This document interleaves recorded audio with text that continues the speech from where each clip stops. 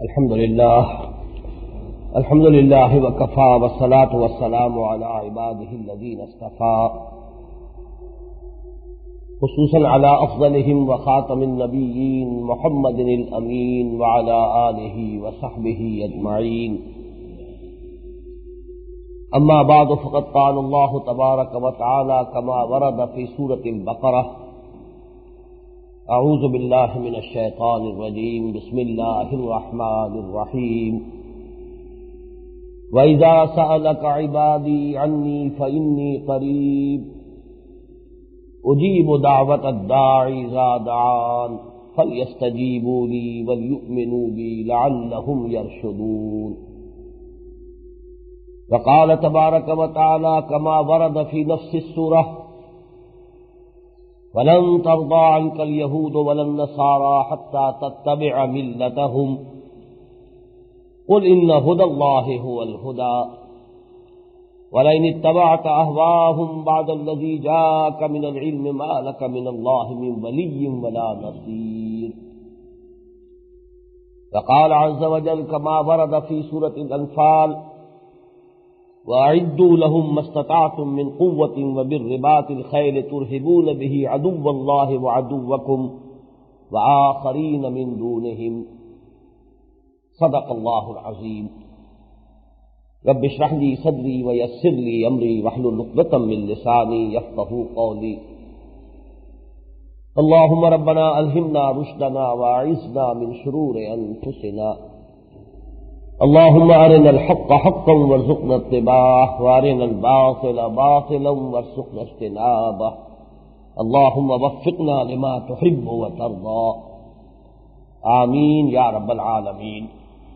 آپ میں سے بہت سے حضرات کے علم میں یہ بات ہے کہ گزشتہ عید الفطر کے موقع پر میں نے زمان و مکان کے وسیع تر تناظر میں، یعنی ٹائم اینڈ اسپیس کے براڈر کانٹیکسٹ میں یا پرسپیکٹو میں، سابقہ اور موجودہ مسلمان امتوں کا ماضی، حال اور مستقبل اور مسلمانان پاکستان کی خصوصی ذمہ داری کے موضوع پر تقریر کی تھی. ایک مفصل خطاب تھا، 1.5 گھنٹے کا، اعلان کر کے ہم نے یوں سمجھیے کہ ایک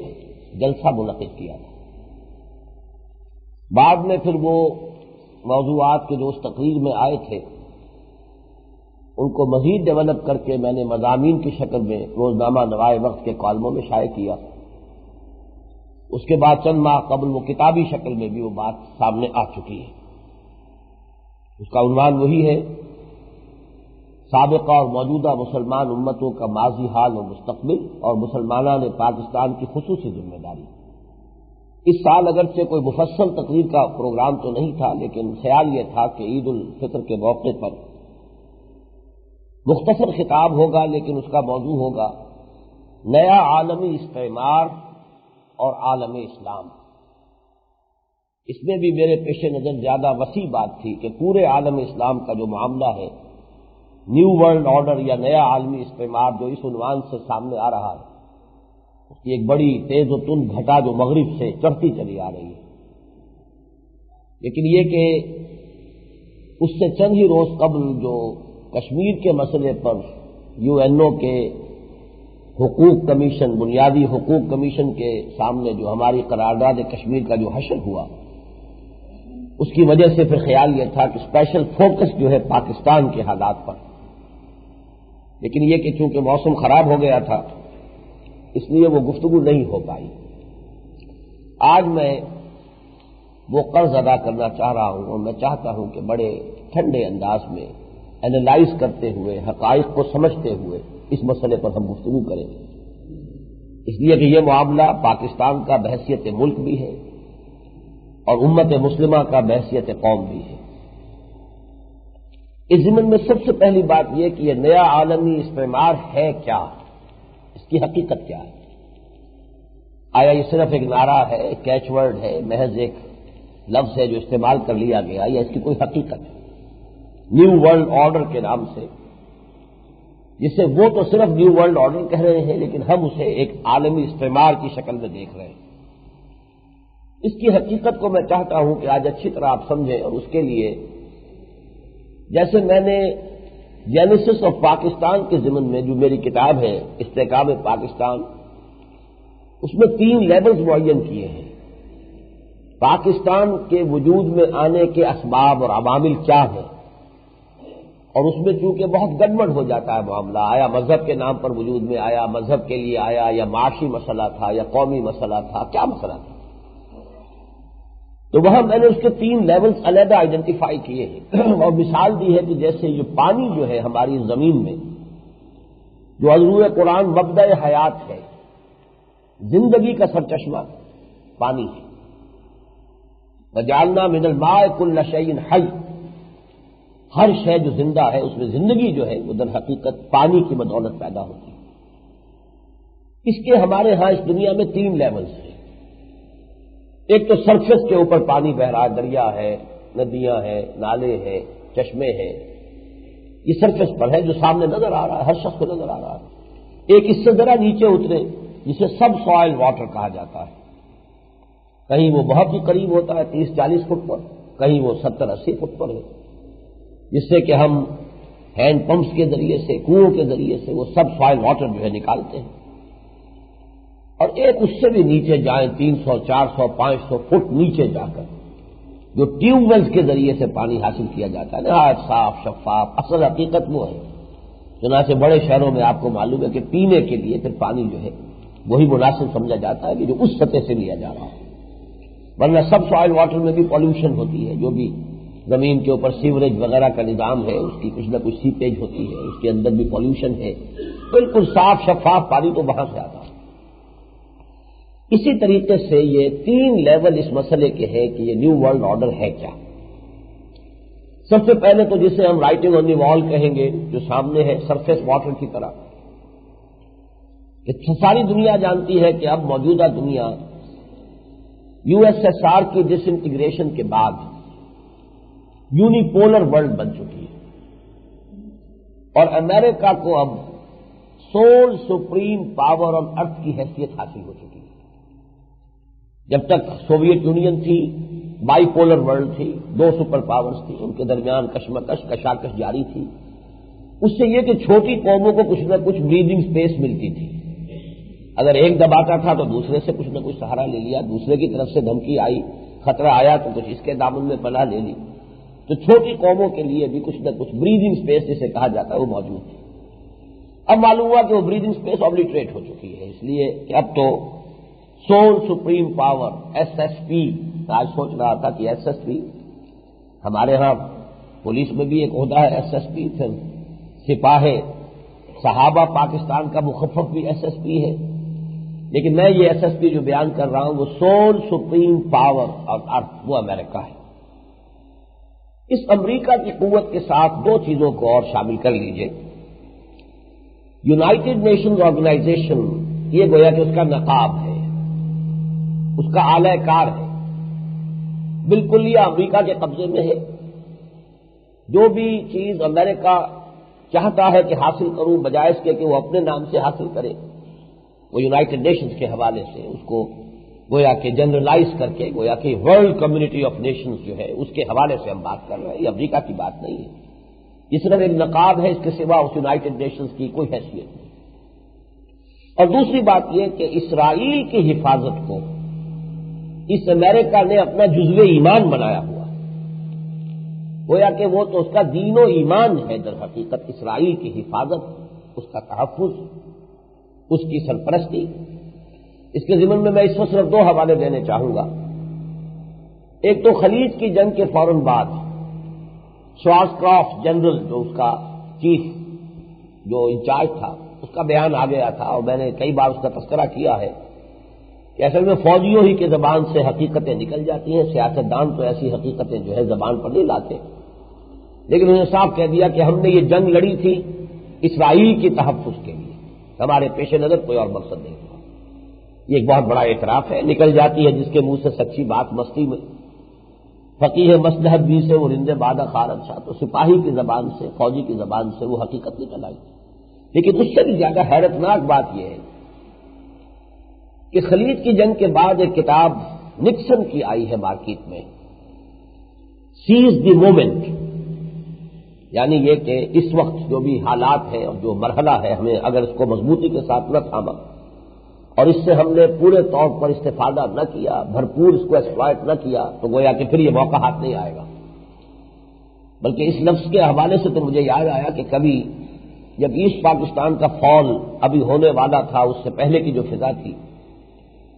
تو بعض بھارتی دانشوروں نے یہ لفظ استعمال کیا تھا کہ یہ تو اسے چانس آف سینچری، صدیوں میں کہیں یہ موقع ایسا ہاتھ آتا ہے کہ جو اس وقت ہمارے ہاتھ میں آ گیا ہے، اس کو اگر ہم نے لوز کیا، we can't afford to lose this chance of the century, ایک صدی کا موقع تھا۔ اسی طرح اس کتاب کا عنوان ہے سیز دی مومنٹ، اور اس میں پھر جو عالم اسلام پر اس کا چیپٹر ہے، اس میں بھی اس نے صاف کہا ہے کہ جہاں تک اسرائیل کی حفاظت ہے وہ تو ہمارے لیے مسٹ ہے، ہمیں اس کے بارڈرز کو سیکیور کرنا ہے ہر صورت میں، ہر قیمت پر۔ اب یہ میں اس حوالے سے بات کر رہا ہوں کہ نکسن ریپبلکن ہے، اس وقت کی حکومت ڈیموکریٹس کی ہے، وہ یہ کہ ان دونوں کے مابین جہاں تک اسرائیل کا تعلق کوئی اختلاف نہیں، وہ دونوں کے نزدیک متفق علیہ دوست ہی نہیں، بلکہ یوں سمجھیے کہ کہا جاتا ہے کہ وہ تو گویا کہ امریکہ ہی کی ایک اور ریاست ہے، جیسے اور ریاستیں ہیں اسی طریقے سے وہ ایک توسیع ہے امریکہ کی، اور در حقیقت وہ ایشیا کو ہاتھ ڈالنے کے لیے، یہ ایشیا کے ویسٹرن کوسٹ کے اوپر یہ جو ہے اڈا ہے در حقیقت امریکہ کا، وہ اپنے خیال میں سمجھتا ہے کہ اس کے ذریعے ہی سے وہ اس پورے علاقے کو کنٹرول کر سکتا ہے۔ بہرحال بظاہر جو ہے وہ تو عالمی استعمار یہ ہے۔ دوبارہ عرض کر رہا ہوں کہ امریکہ اب سول سپریم پاور ہے، اس کے لیے یونائٹڈ نیشنز آرگنائزیشن صرف اس کا ایک نقاب ہے، فساد ہے، اس کے سوا کچھ نہیں، وہ اعلی کار ہے، اور اس کی فارن پالیسی کا اہم ترین جو پہلو ہے وہ یہ ہے کہ ہر حال میں اسرائیل کی مدد، اسرائیل کی حفاظت۔ ذرا نیچے آئیے، جس کو میں نے کہا تھا کہ سب سوائل واٹر، تو اصل میں یہ نیا جو عالمی استعمار ہے یا نیو ورلڈ آرڈر، یہ کیا ہے؟ پورے کرۂ ارضی بالخصوص ایشیا اور افریقہ کے معاشی استحصال اور کسی قدر سیاسی بالادستی کے لیے عیسائیوں اور یہودیوں کا گٹھ جوڑ ہے۔ میرے ایک لفظ پر اچھی طرح غور کیجیے، میں اس کو ریورس آرڈر میں بیان کر رہا ہوں۔ یہ نیو ورلڈ آرڈر، نیا عالمی استعمار، کرسچن ورلڈ اور جیوز، ان کا گٹھ جوڑ ہے، جس کا مقصد پوری دنیا بالخصوص ایشیا اور افریقہ، جس کو کہ وہ تھرڈ ورلڈ کہتے ہیں، اس کا معاشی استحصال ہے اصل مقصد۔ وہ ورلڈ امپائر قائم کرنا پیش نظر نہیں ہے، لیکن یہ کہ وہ اپنی اپنی جگہ پر چھوٹی چھوٹی حکومتیں نیشن اسٹیٹس کی حیثیت سے رہیں، ہمارا کیا بگڑتا ہے، لیکن یہ کہ اصل استحصال جو ہے مالی اور معاشی وہ ہم کر سکیں۔ جو بھی وہ محنت کریں، جو کوشش کریں، اس کا حاصل جو ہے بس اتنا تو ان کے لیے چھوڑ دیا جائے کہ جو سبسسٹنس لیول جسے کہتے ہیں، تاکہ ان کی زندگی بھی برقرار رہے، باقی یہ کہ اس میں سے اصل جو ہے ہم کھینچ سکیں، یہ معاشی استحصال۔ اور اس کے لیے ظاہر بات ہے کسی نہ کسی درجے میں سیاسی بالادستی ضروری ہے، چاہے براہ راست آپ حکومت قائم نہ کریں، براہ راست کسی کو غلام نہ بنائیں، لیکن سیاسی بالادستی صرف اس درجے میں کہ معاشی استحصال کے راستے میں کوئی رکاوٹ نہ بنے۔ یہ ہے اصل میں عیسائیوں اور یہودیوں کا گٹھ جوڑ۔ اس کے لیے میں چاہتا ہوں کہ ذرا چند باتیں آپ کے سامنے رکھوں۔ عیسائی ورلڈ جو ہے بنیادی طور پر دو حصوں میں منقسم ہے، اگرچہ ایک تیسرا حصہ بھی ہے جو اب کچھ نمایاں ہو کر آ رہا ہے، ورنہ بالعموم یہ دو حصے پروٹسٹنٹ کرسچینٹی اور کیتھولک کرسچینٹی۔ ایک یہ جو eastern orthodox, Greek orthodox church, یہ تیسرا، کیونکہ جو بھی کچھ ہو رہا ہے بلکانز میں اور جو ہو رہا ہے بوسنیا میں اور سربز کا جو معاملہ ہے اور رشیا کا جو معاملہ ہے، وہ در حقیقت وہ اس تیسرے گروہ سے متعلق ہے۔ بہرحال جہاں تک تو پروٹسٹنٹس کا تعلق ہے، چونکہ اس مذہب کی بنیاد میں بھی یہودی فکر، یہودی ذہن جو ہے کار فرما تھا، اسی کے ذریعے سے یہودیت نے یورپ میں نقب لگائی اور پوپ کا جو تسلط تھا اس کے اندر کمی پیدا کر کے، اسے کمزور کر کے اپنے لیے معاشی استحصال جو ہے یورپ کے ممالک میں اس کے لیے راستہ کھولا، ورنہ جب تک پوپ کا اقتدار جو ہے وہاں مستحکم تھا، سود حرام تھا، فاربیڈن، کوئی فارم انٹرسٹ کی جو ہے یورپ کے اندر جائز نہیں تھی کسی ملک میں، لیکن در حقیقت پوپ کے اقتدار کو ختم کرنے کے نتیجے میں پھر صورت اس سے پیدا ہوئی کہ انہوں نے سودی کاروبار کے لیے آزادی حاصل کی اور انہوں نے پھر پورے یورپ کی تمام قوموں کو اور ملکوں کو جو ہے اپنے معاشی ہتھ کنڈوں میں جکڑ لیا۔ تو جہاں تک تو ویسٹ خاص طور پر دی وائٹ اینگلو سیکسن پروٹیسٹنٹس، جہاں تک ان کا تعلق ہے، ان کے ساتھ تو یہود کا پہلے سے یارانہ ہے، گٹھ جوڑ ہے۔ حال ہی میں جو بات آپ نے دیکھی ہوگی کہ بڑی ہی عجیب تدریج کے ساتھ رومن کیتھولکس کے ساتھ بھی اب ان کی مصالحت ہوئی ہے، حالانکہ یوں سمجھیے کہ 2000 برس کی دشمنی تھی ان کی، 2000 برس کی دشمنی کے عیسائی یہ سمجھتے تھے کہ یہودیوں نے ہی ہمارے، جس کو وہ خدا بنائے بیٹھے حضرت مسیح علیہ السلام، وہ اللہ کے نبی تھے، اللہ کے رسول تھے، پھر یہ کہ وہ سولی پر چڑھے بھی نہیں، ما قتلوہ ہو ما صلبوہ ہو، لیکن عیسائی تو یہی سمجھتے ہیں کہ وہ ہمارے لیے گویا کہ الوہیت ہی کا ایک قنوم حضرت مسیح علیہ السلام بھی ہے، اور انہیں یہودیوں نے سولی پر چڑھایا۔ اس بنیاد پر جو بٹر اینمٹی تھی، جو شدید تلخ دشمنی تھی، اس کو آپ نے پچھلے چند سالوں میں دیکھا ہوگا کہ بہت ہی ڈرامیٹک انداز میں، عجیب انداز میں کہ جو ناقابل فہم ہے، اگر کوئی انسان ان تمام واقعات کو پورے طور سے فالو نہ کر رہا ہو، اس کا یہ موضوع نہ ہو، دلچسپی نہ ہو اسے، تو وہ اس کو محسوس بھی نہیں کرے گا۔ چنانچہ سب سے پہلے آج سے یہ چند سال پہلے ہوا، معجزہ رونما ہوا، پوپ صاحب نے ایک فرمان جاری کیا جس سے کہ یہودیوں کو ایگزونریٹ کر دیا گیا کہ مسیح کو قتل کرنے میں اور مسیح کو سولی دینے میں یہودیوں کا بحیثیت قوم کوئی حصہ نہیں۔ گویا کہ 1900 برس تک، بلکہ اس سے زیادہ عرصے تک جو بھی ججمنٹ تھا وہ گویا کہ ایک ہی by one stroke of pen, اس لیے کہ ظاہر بات ہے کہ وہاں تو جیسے ہمارے ہاں ہوتے صدارتی آرڈیننس ہے، آرڈیننس کے ذریعے سے پوپ کا جو ہوتا فرمان ہوتا، بس اس کے لیے کوئی دلیل ہونی ضروری نہیں ہے، اس کو تو چونکہ جیسے کہ ہمارے ہاں اہل تشیع میں امام جو ہے وہ گویا کہ معصوم ہے، تو پوپ بھی معصوم ہے، در حقیقت اسی پیٹرن پر ہے یہ ہمارے ہاں بھی جو نقشہ بنا ہے۔ اسی لیے ہائرارکی جو ہے ایران میں اہل تشیع کی ریلیجس ہائرارکی جتنی مضبوط ہے، وہ بھی ایک ریفلیکشن ہے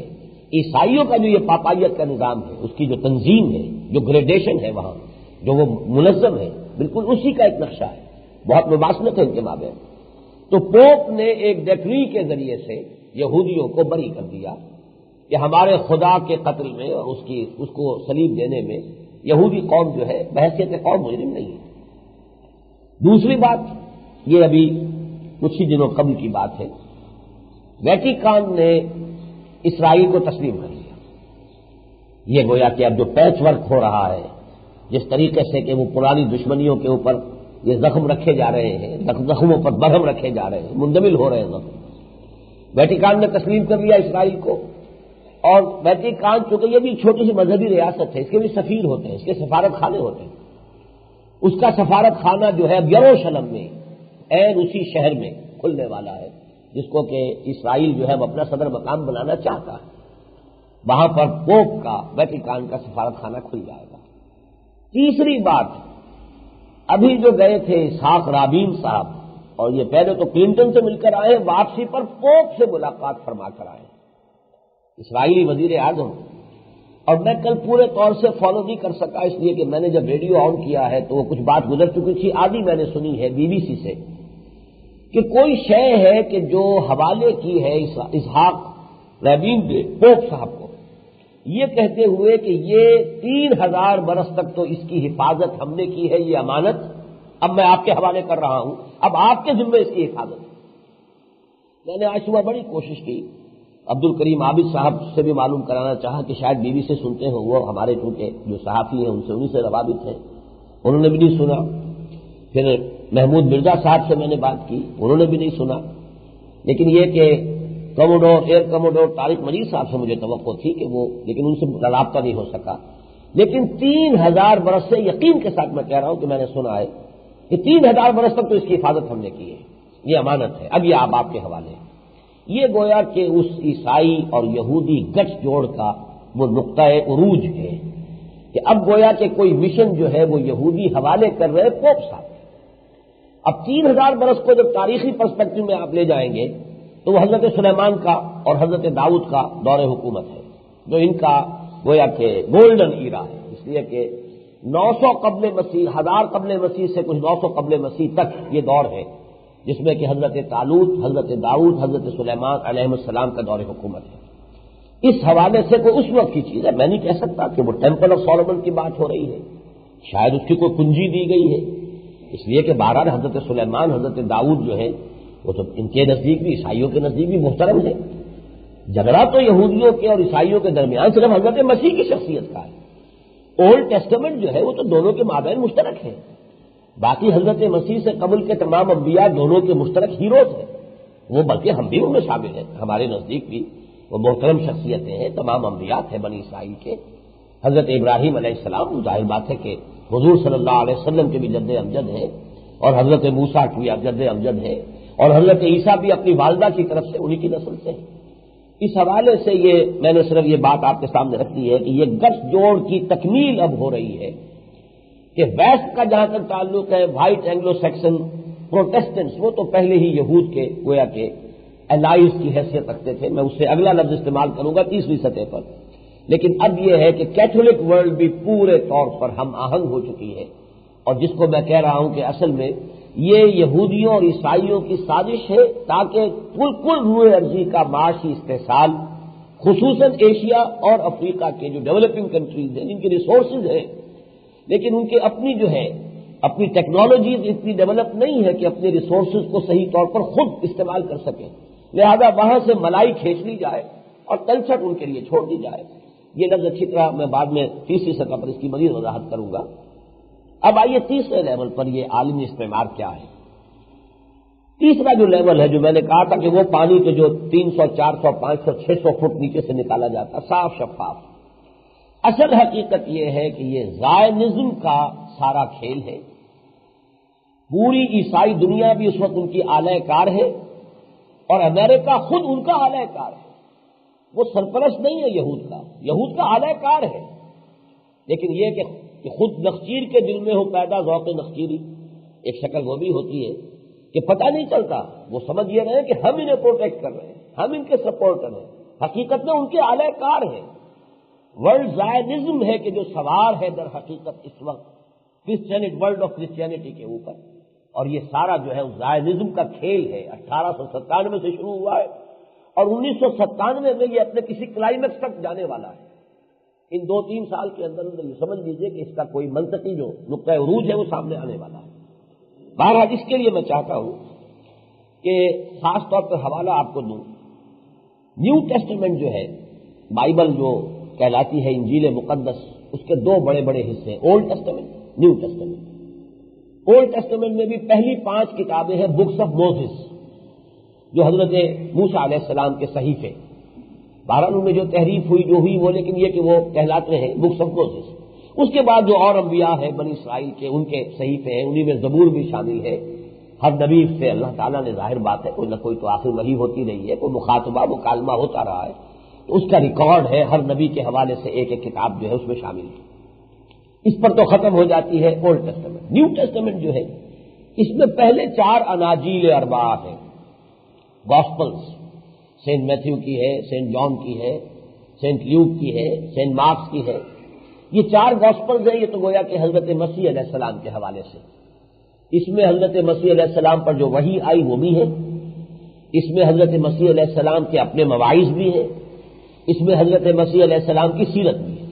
یعنی یوں سمجھیے کہ ہمارے ہاں جو 3 علیحدہ چیزیں ہیں، قرآن علیحدہ یہ اللہ کا کلام ہے، پھر احادیث علیحدہ ہے وہ رسول کا کلام ہے یا اس کے اخبار و آثار ہے، سیرت علیحدہ ہے، ان تینوں کو جمع کر دیجئے حضرت مسیح علیہ السلام کے ضمن میں تو وہ گویا کہ 4 گاسپلز ہیں۔ کہنے کو تو 104 تھے، لیکن ان میں سے 4 کو انہوں نے کینونیکل مانا ہے کہ یہ قانونی ہے، صحیح ہے، درست ہے، باقی 100 کو ریجیکٹ کیا ہے کہ اپوکریفل وہ کہلاتے ہیں کہ وہ غیر مستند ہے۔ یہ 4 جو ہے گاسپلز ان کے نزدیک یہ مستند ہے۔ اس کے بعد پھر اور کتابیں شروع ہو جاتی ہیں، سینٹ پال کا معاملہ ہے، بہت سی آگے کی ہے۔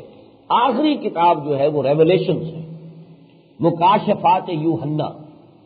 اور یہ یوحنا جو ہے یہ حضرت مسیح علیہ السلام کے حواریین میں سے ایک حواری ہے۔ ان کے کوئی مکاشفات ہے، ان کو جو بھی کچھ دکھایا گیا ہے، کچھ خوابوں میں دکھایا گیا، کوئی مکاشفات ہیں، کوئی الہامات ہیں، ان پر وہ پوری کتاب، آخری کتاب وہی ہے بائبل کی، نیو ٹیسٹمنٹ کی، ریولیشنز۔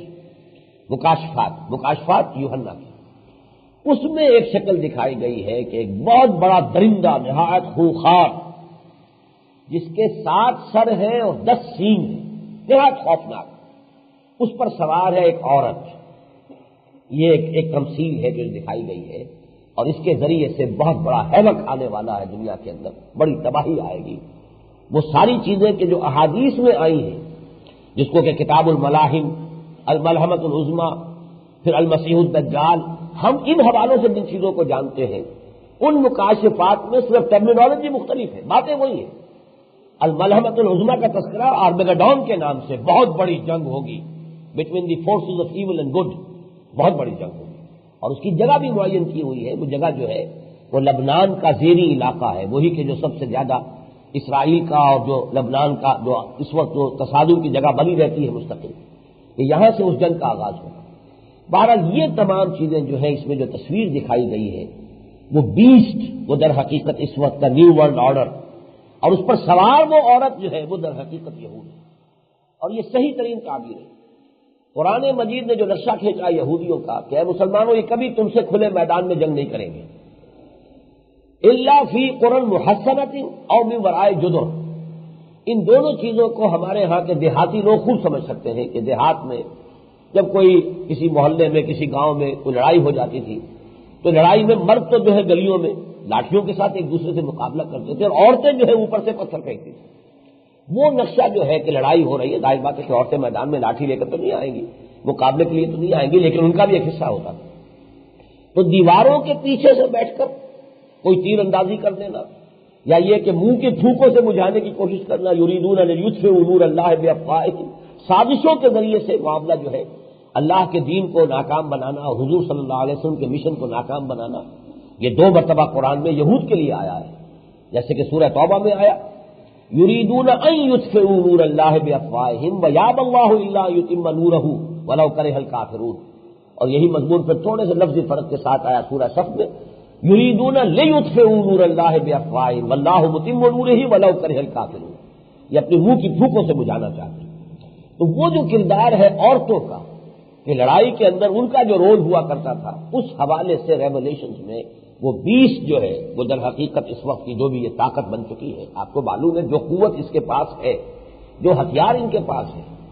اور ان کے جو ہتھیار دنیا جانتی ہے حقیقت میں، ان کے علاوہ اصل ہتھیار ان کے ہوئے ہیں جنہیں دنیا جانتی نہیں۔ جو کچھ گرلز بارڈ میں ہوا وہ کیا ہوا؟ ابھی تک پیٹریوٹک میزائل کسی کو پتا نہیں تھا کہ امریکہ کے پاس اس نام کی کوئی شے بھی ہے۔ وہ صدام صاحب اپنے خیال میں تھے کہ میرے اسکڈ میزائل جو ہیں وہ تباہی مچا دیں گے،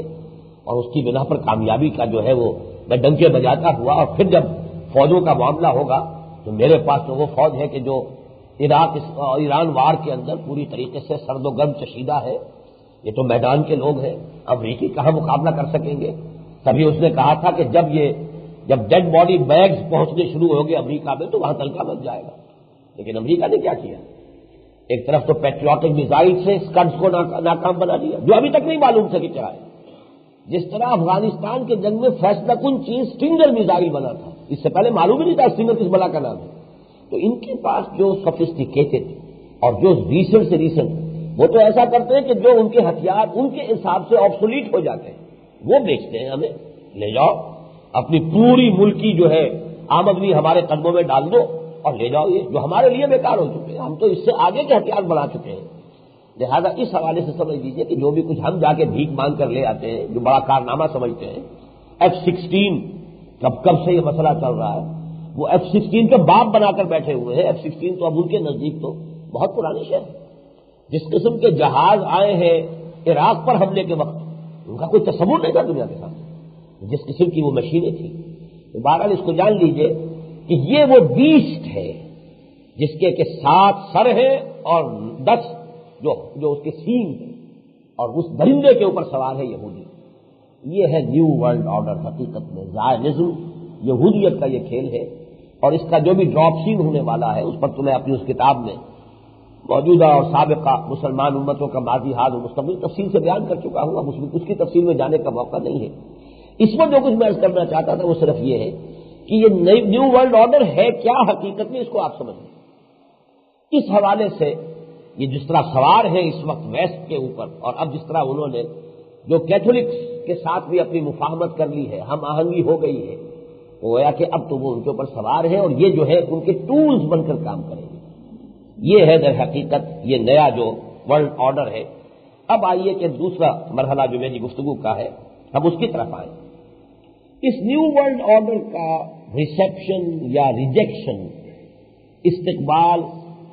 پوری دنیا میں کس طور سے ہو رہا ہے، اس کا جائزہ ہمیں لینا چاہیے بہت ٹھنڈے انداز میں، کیونکہ میں نے عرض کیا کہ اصل تو ان کے لیے ٹارگٹ جو ہے وہ ایشیا اور افریقہ ہے، افریقہ بھی تقریباً نہ ہونے کے برابر، اس لیے کہ وہ تو اپنے ابھی یوں سمجھیے کہ جو اندرونی خلفشار ہے اسی سے دو چار ہے۔ اصل تو اگر کوئی خطرہ ہے انہیں تو دو سے ہے، ایک عالم اسلام اور نمبر دو فار ایسٹ، چائنا ہے، جاپان ہے، کوریا ہے، جس کو کبھی کہا تھا ڈی گال نے beware of the yellow masses of the east, بڑی دور کی بات کہی تھی۔ نکسن صاحب آج کے دانشور ہیں، لیکن واقعہ یہ کہ ڈی گال نے جس زمانے میں جو باتیں کہی تھی ان سے کہیں زیادہ بالغ نظری کا ثبوت دیا تھا۔ انہوں نے یہ کہا تھا کہ ہم نے خامخواہ روس کو اپنا دشمن بنا رکھا ہے، روس تو ہمارا بھائی ہے، وائٹ ریسز، جیسے ہم وائٹ ریس ہے ویسے وہ وائٹ ریس ہے،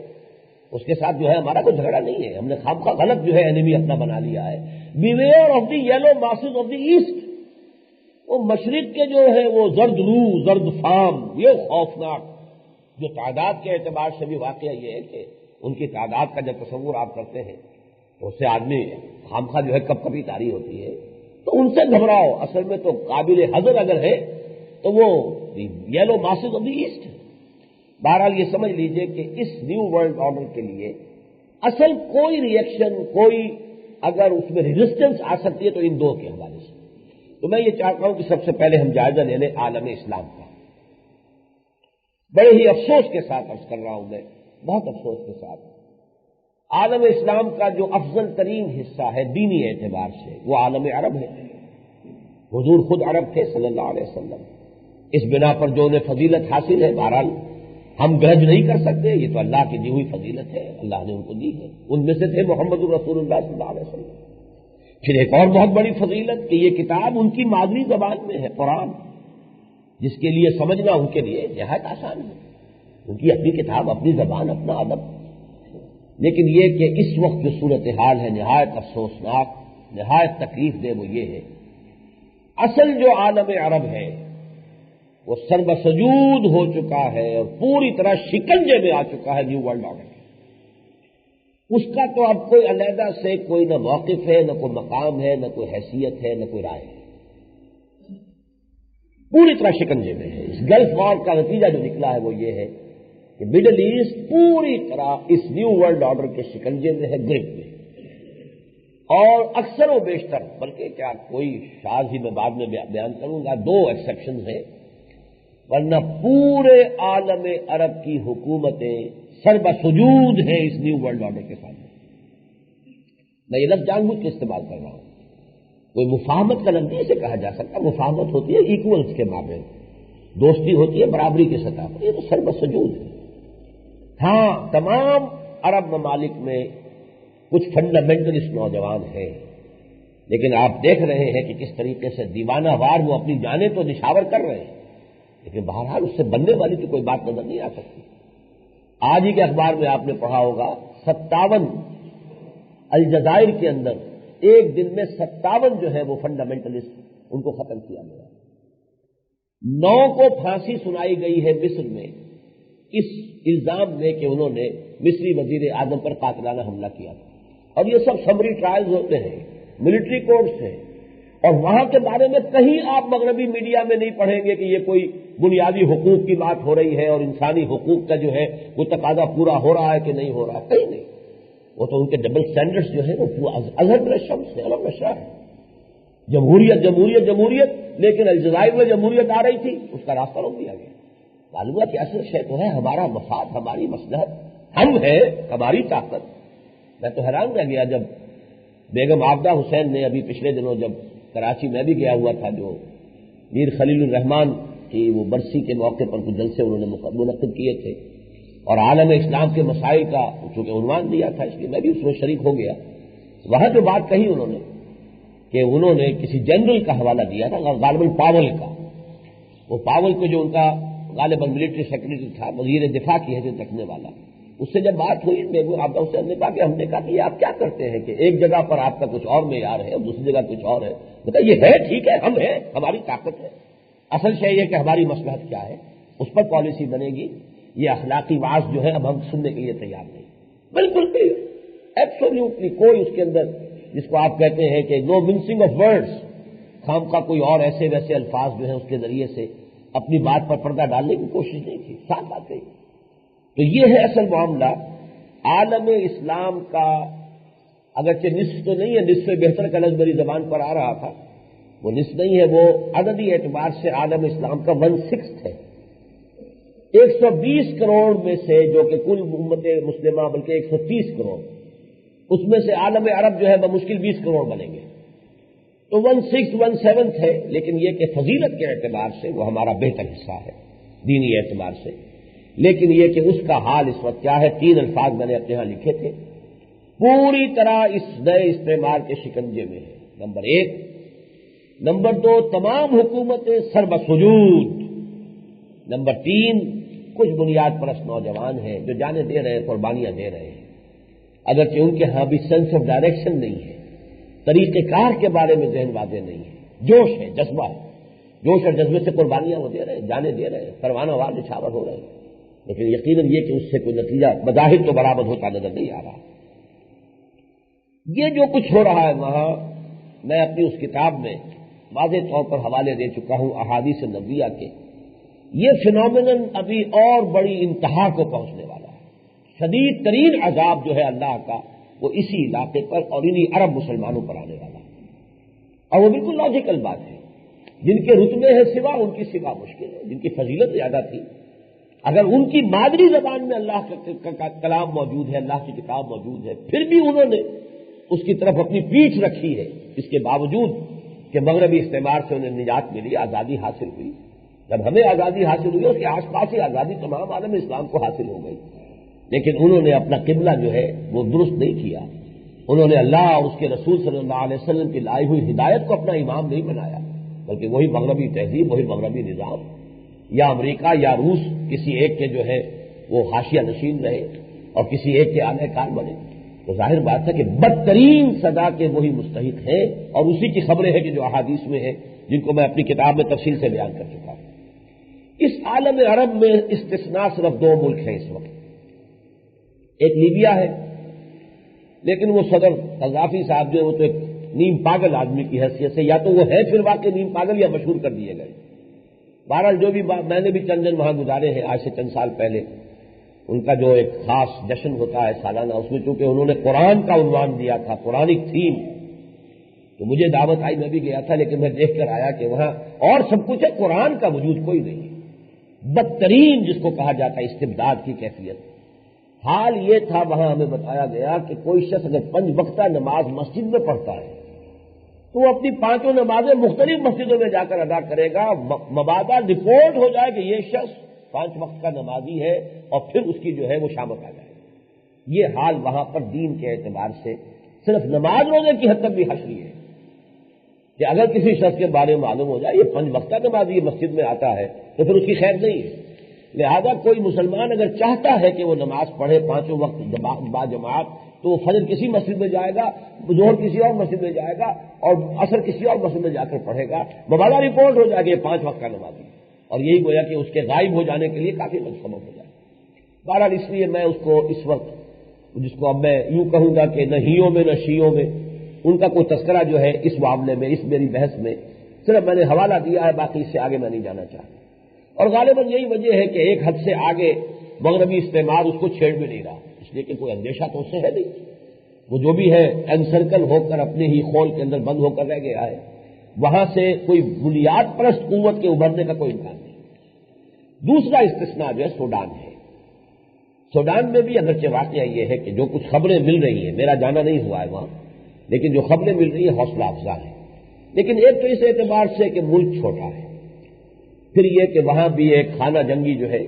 عیسائی اقلیت اور پوپ صاحب جا کر انہیں تقویت پہنچا کر آئے ہیں، وہ انٹرنل ان کی جو ہے ایک مصیبت ابھی جاری ہے۔ تیسرا یہ کہ وہاں پر جو حکومت اس وقت ہے وہ ملٹری رجیم کے طور پر آئی ہوئی ہے،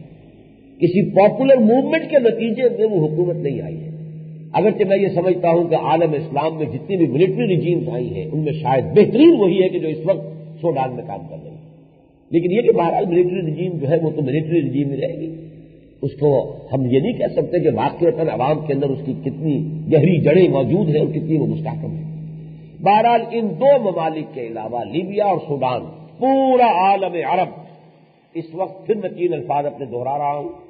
نیو ورلڈ آرڈر کے شکنجے میں ہے، ہر جگہ کی حکومتیں، قیادتیں سربسجود ہے۔ البتہ یہ کہ کچھ فنڈامنٹلسٹ لوگ ہیں وہ پروانہ وار اپنی جانیں جو ہے وہ نثار کر رہے ہیں، لیکن اس سے بھی کوئی مستقبل قریب میں کسی مثبت نتیجے کے برآمد ہونے کی توقع نہیں ہو رہی۔ اب آئیے اس کے بعد جو نان عرب مسلم ورلڈ ہے، کیونکہ ہم چل رہے ہیں ادھر سے، تو سب سے پہلے ایران آتا ہے۔ ایران کا معاملہ یہ ہے کہ 2 اعتبارات سے وہ پورے عالم اسلام میں ممیز ہو چکا ہے۔ ایک تو یہ کہ سوڈان کو ذرا چھوڑ دیجئے، اس لیے کہ وہ میں نے ابھی عرض کیا ہے کہ وہ ایک خالص فوجی ایک کو کے ذریعے سے وہ حکومت قائم ہوئی ہے۔ تو واقعہ یہ کہ واحد مسلمان ملک ہے جو دنیا میں مسلمان ہی سمجھا جاتا ہے، شیعہ اسلام، سنی اسلام، وہ اسلام ہی کا ایک شیڈ سمجھا جاتا ہے، کہ جس میں حکومت کی سطح پر فنڈامنٹلزم ہے۔ باقی پوری دنیا میں کوئی دوسرا مسلمان ملک نہیں ہے کہ جو حکومت کی سطح پر فنڈامنٹلسٹ ہے۔ ایک ہلکی سی مثال آئی تھی اور وہ تھی ملائیشیا کی، لیکن وہ زبانی کلامی بات تھی کہ مہاتیر محمد صاحب نے یہ کہا تھا کہ یس وی آر فنڈامنٹلسٹ۔ میں نے اسے بھی پسند کیا تھا، چلیے کسی کو یہ جرات تو ہوئی ہے۔ ہمارے نواز شریف صاحب کی طرح ہاتھ جوڑ کر تو نہیں کہا ہے کہ میں فنڈامنٹلسٹ نہیں ہوں، کسی نے تو ڈٹ کر کہا ہے اور آنکھوں میں آنکھیں ڈال کر کہا ہے۔ اور واقعہ ہے کہ گلف وار کے دوران صرف وہی ایک ملک تھا جو ڈٹا رہا ہے، امریکن پریشر کو اس نے قبول نہیں کیا، اس کا میں بعد میں ذکر کروں گا۔ لیکن باقی یہ ہے کہ پورے نان عرب مسلم ورلڈ میں ایران واحد ملک ہے جہاں حکومت کی سطح پر فنڈامنٹلزم ہے، اور دوسرے یہ کہ واحد وہ ملک ہے کہ جس میں جو بھی کوئی احیائی تحریکیں پوری چلی ہیں پوری دنیا میں، عالم اسلام میں، ان میں سے کسی کو کوئی کامیابی حاصل ہوئی کہ انہوں نے وہاں پر بہرحال اپنی ایک مذہبی تصورات کے مطابق، اپنی جعفری فقہ کے مطابق انہوں نے ایک حکومت قائم کی۔ تو یہ اس اعتبار سے بہت نمایاں۔ اور تیسری جو اصل بات ہے نمایاں، اس کو میں چاہتا ہوں کہ آپ کے سامنے رکھ دوں، ہمیں حقائق کا بالکل آبجیکٹولی اور معروضی انداز میں ہمیں مشاہدہ بھی کرنا چاہیے اور اس کا اعتراف کرنا چاہیے۔ واقعہ یہ ہے کہ اہل تشیع میں جس طرح سے حادثہ کربلا کی یاد کو تازہ رکھا گیا ہے اور جو جذبہ ان کے ہاں ہر سال محرم کے اندر شہادت حضرت حسین رضی اللہ تعالیٰ عنہ کے حوالے سے جو بیدار کر دیا جاتا ہے، میں سمجھتا ہوں کہ اس کے یہ اثرات ہیں۔ فدائین صحیح معنی میں اگر کسی قوم نے ابھی تک دیے ہیں تو وہ صرف ایرانیوں نے یا شیعوں نے دیے ہیں۔ سوسائڈ کے جو بھی واقعات لبنان میں ہوئے، جس طریقے سے کہ امریکہ کو ایک زمانے میں تو جھجوڑ کر رکھ دیا، یہی اہل تشیع تھے، یہی حزب اللہ، کہ جان پر کھیل جانے کا جتنی بھی مثال انہوں نے دی ہے ایک مجموعی اعتبار سے، جتنی قربانیاں انہوں نے شاہ کو بھگانے کے لیے دی ہیں، جتنی تعداد میں جانیں جو ہے لوگوں نے دی ہیں، اور عورتوں نے خیر خار بچوں کو گود میں لے کر نکلی ہیں، بعض جلوس صرف عورتوں کے نکلے ہیں اور ان کے اوپر گولیاں چلی ہیں اور بچوں سمیت وہ گری ہیں۔ یہ جذبہ اس قوم کے اندر کچھ ہے، ایک تو ان میں پرائیڈ ہے، اپنا نیشنلسٹک پرائیڈ ہے، بہت پرانی تاریخ ایران کی، ایک نسلی ان کے اندر تفاخر کا جذبہ بھی ہے۔ اس پر پھر یہ ہے کہ یہ شیعیت نے ان کے اندر جو حادثہ کربلا کی یاد اور حضرت حسین رضی اللہ تعالیٰ عنہ کی شہادت کے ضمن میں، چاہے وہ جھوٹے سچے واقعے ہیں، ڈرامٹائز کیا گیا، جو بھی ہے اس کو اس وقت ذہن سے نکال دیجئے، میں اس وقت اس کا جو مجموعی نتیجہ اس قوم کے اجتماعی نفسیات پر برآمد ہوا ہے اس کی طرف اشارہ کر رہا ہوں کہ ان کے اندر وہ جذبہ موجود ہے۔ اس حوالے سے وہ بھی نیو ورلڈ آرڈر کا ٹارگٹ ہے، اگرچہ ابھی وہ ٹارگٹ نمبر 1 نہیں ہے، یہ میں آپ سے عرض کر دوں، اگرچہ وہ لوگ اس وقت سوڈان کو اور ایران کو بریکٹ کر رہے ہیں، اور سوڈان اور ایران کے آپس کے مراسم بھی بہت عمدہ ہیں، یہ ایک دوسرے کے ساتھ تعاون بھی کر رہے ہیں، صرف یہی 2 ملک ہیں جو آپس میں تعاون اس وقت کر رہے ہیں، لیکن پھر بھی ان دونوں کو بھی نیو ورلڈ آرڈر جو ہے اپنی ہٹ لسٹ پر نمبر 1 پر نہیں رکھتا ہے، اصل میں نمبر 1 پر پاکستان ہے۔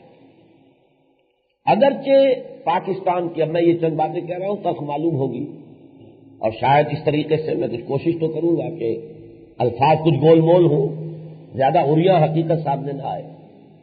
پاکستان کی تمام قابل لحاظ سیاسی جماعتیں اور سیاسی قوتیں اور پاکستان کے تمام مقتدر ادارے سربسجود ہو چکے ہیں امریکہ کے سامنے اور نیو ورلڈ آرڈر کے سامنے۔ کسی میں کوئی دم نہیں، کسی کے اندر ریزسٹنس کا نہ کوئی ارادہ ہے اور نہ کوئی جذبہ ہے، کوئی حیثیت نہیں۔ میری تو آنکھیں کھل گئی ہے اس مقالے کو پڑھ کر کہ آخر انہیں ضرورت کیا پڑی تھی کہنے کی کہ I am not a fundamentalist. یہ بات کہنے کے لیے کسی سیاسی آدمی کو، سیاسی رہنما کو کوئی سبب چاہیے گا، کیوں کہا؟ اس کا اس سوال کا جواب جو نکسن کی کتاب میں پڑھ لیجیے، یہ ہے کہ اس کے ذریعے سے ہم یہاں پر فنڈامنٹلزم کو روک سکتے ہیں۔ اور نمبر 2، فنڈامنٹلسٹ نے کشمیر میں جو مصیبت کھڑی کی ہوئی ہے، جہاد، اس کو روکا جا سکتا ہے۔ اگر فنڈامنٹلزم کو کم کر دیا جائے اور ان قوتوں کو یہاں پر دبا دیا جائے تو کشمیر جسے وہ کہہ رہا ہے، نکسن اپنی کتاب میں لکھ رہا ہے، جو کہ بھارت کا پروونس ہے،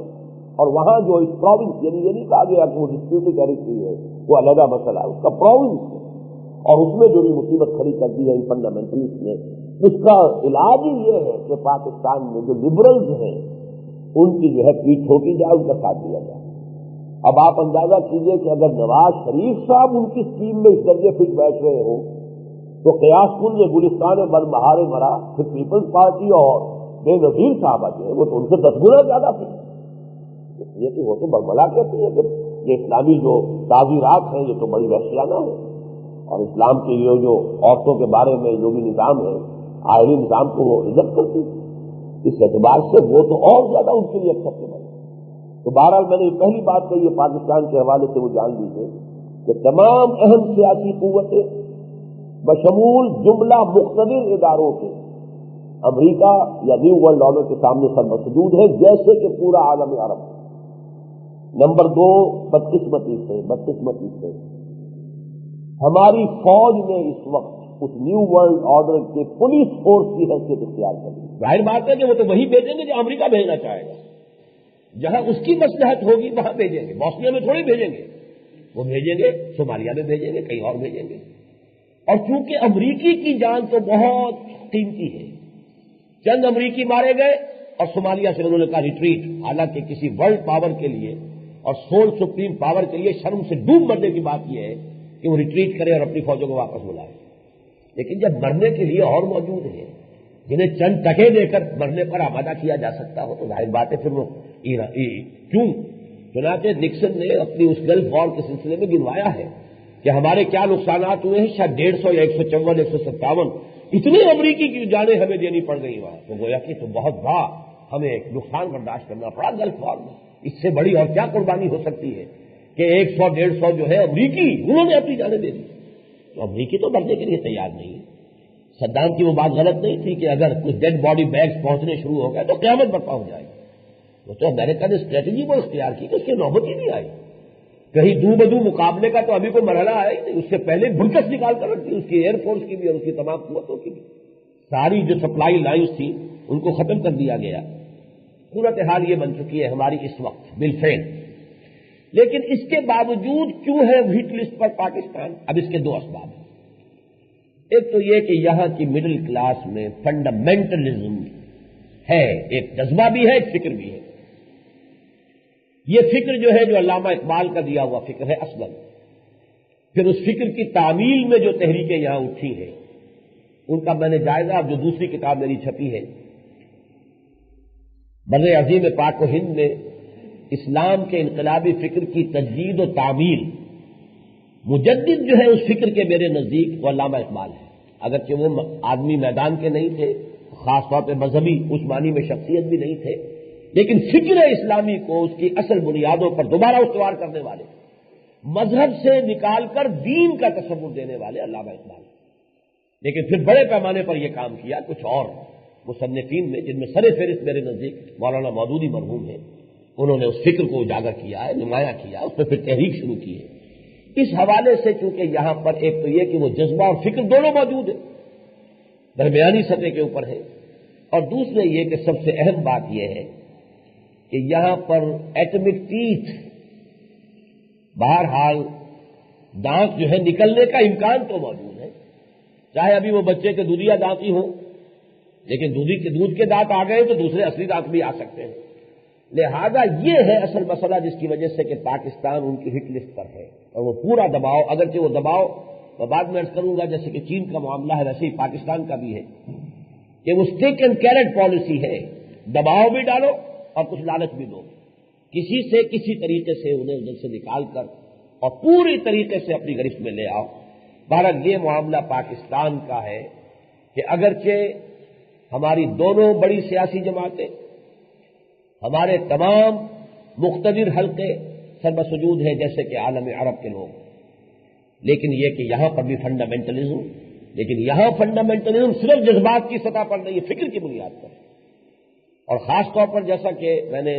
شاید 2 جمعے قبل یہاں پہ تقریر کی تھی یا 1 جمعے قبل ہی کی بات تھی کہ میں نے گلز کیپل کے حوالے سے بات آپ سے کہی تھی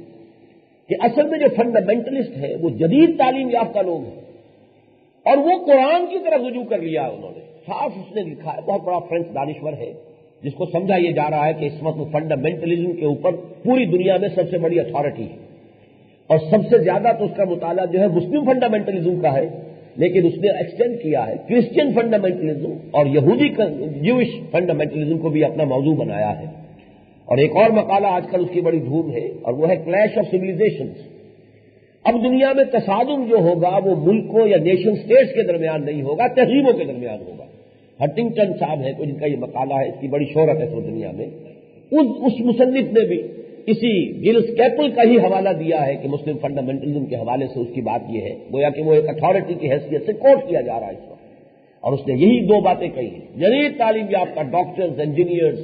اور سائنٹسٹ، اور پھر یہ کہ قرآن کی طرف جا رہے ہیں، وہ اس کو قرآن کو ری انٹرپریٹ کر رہے ہیں،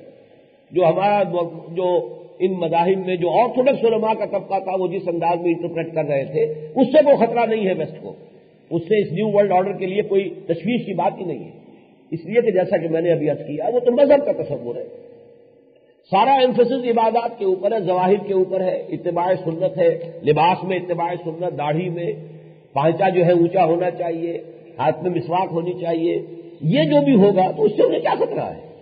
اسی طریقے سے نمازیں جتنی چاہو پڑھو انہیں تو کوئی اندیشہ نہیں، مسجدیں جتنی چاہے بنا لو انہیں کیا اندیشہ ہے، روزے رکھو روز رکھو ان کا کیا جاتا ہے، لیکن یہ کہ اصل بات جو ہے جب وہ تصور جو ہے مذہب سے اوپر اٹھ کر دین کا بنے گا، اور دین چاہتا ہے غلبہ، دین تو ظاہر بات ہے کہ جب غلبہ چاہتا ہے، دین تو ہوتا ہی وہ ہے جو غالب ہو، جب مغلوب ہو گیا دین تو وہ مذہب بن گیا، جب تو اسلام جب غالب ہوتا ہے، بندگی میں گھٹ کے رہ جاتی ہے جوئے کمار اور آزادی میں بہرے بے قرار ہے زندگی، اسلام جب غالب ہوتا ہے تو دین ہوتا ہے، جب مغلوب ہو گیا تو وہ تو پھر دین نہیں رہا، مذہب رہا، جیسے کہ انگریز کا دین تھا، قانون اس کا تھا، فوجداری قانون، دیوانی قانون، قانون شہادت اس کا تھا، جوئے کے لائسنس ہے، شراب کے لائسنس ہے، پروسٹیٹیوشن کے لائسنس ہے، دین تو اس کا تھا نا، ہاں اس کے نیچے نماز روزہ جو ہے اس کی اجازت ہمیں تھی، مذہب کی حیثیت سے اسلام انٹیکٹ تھا،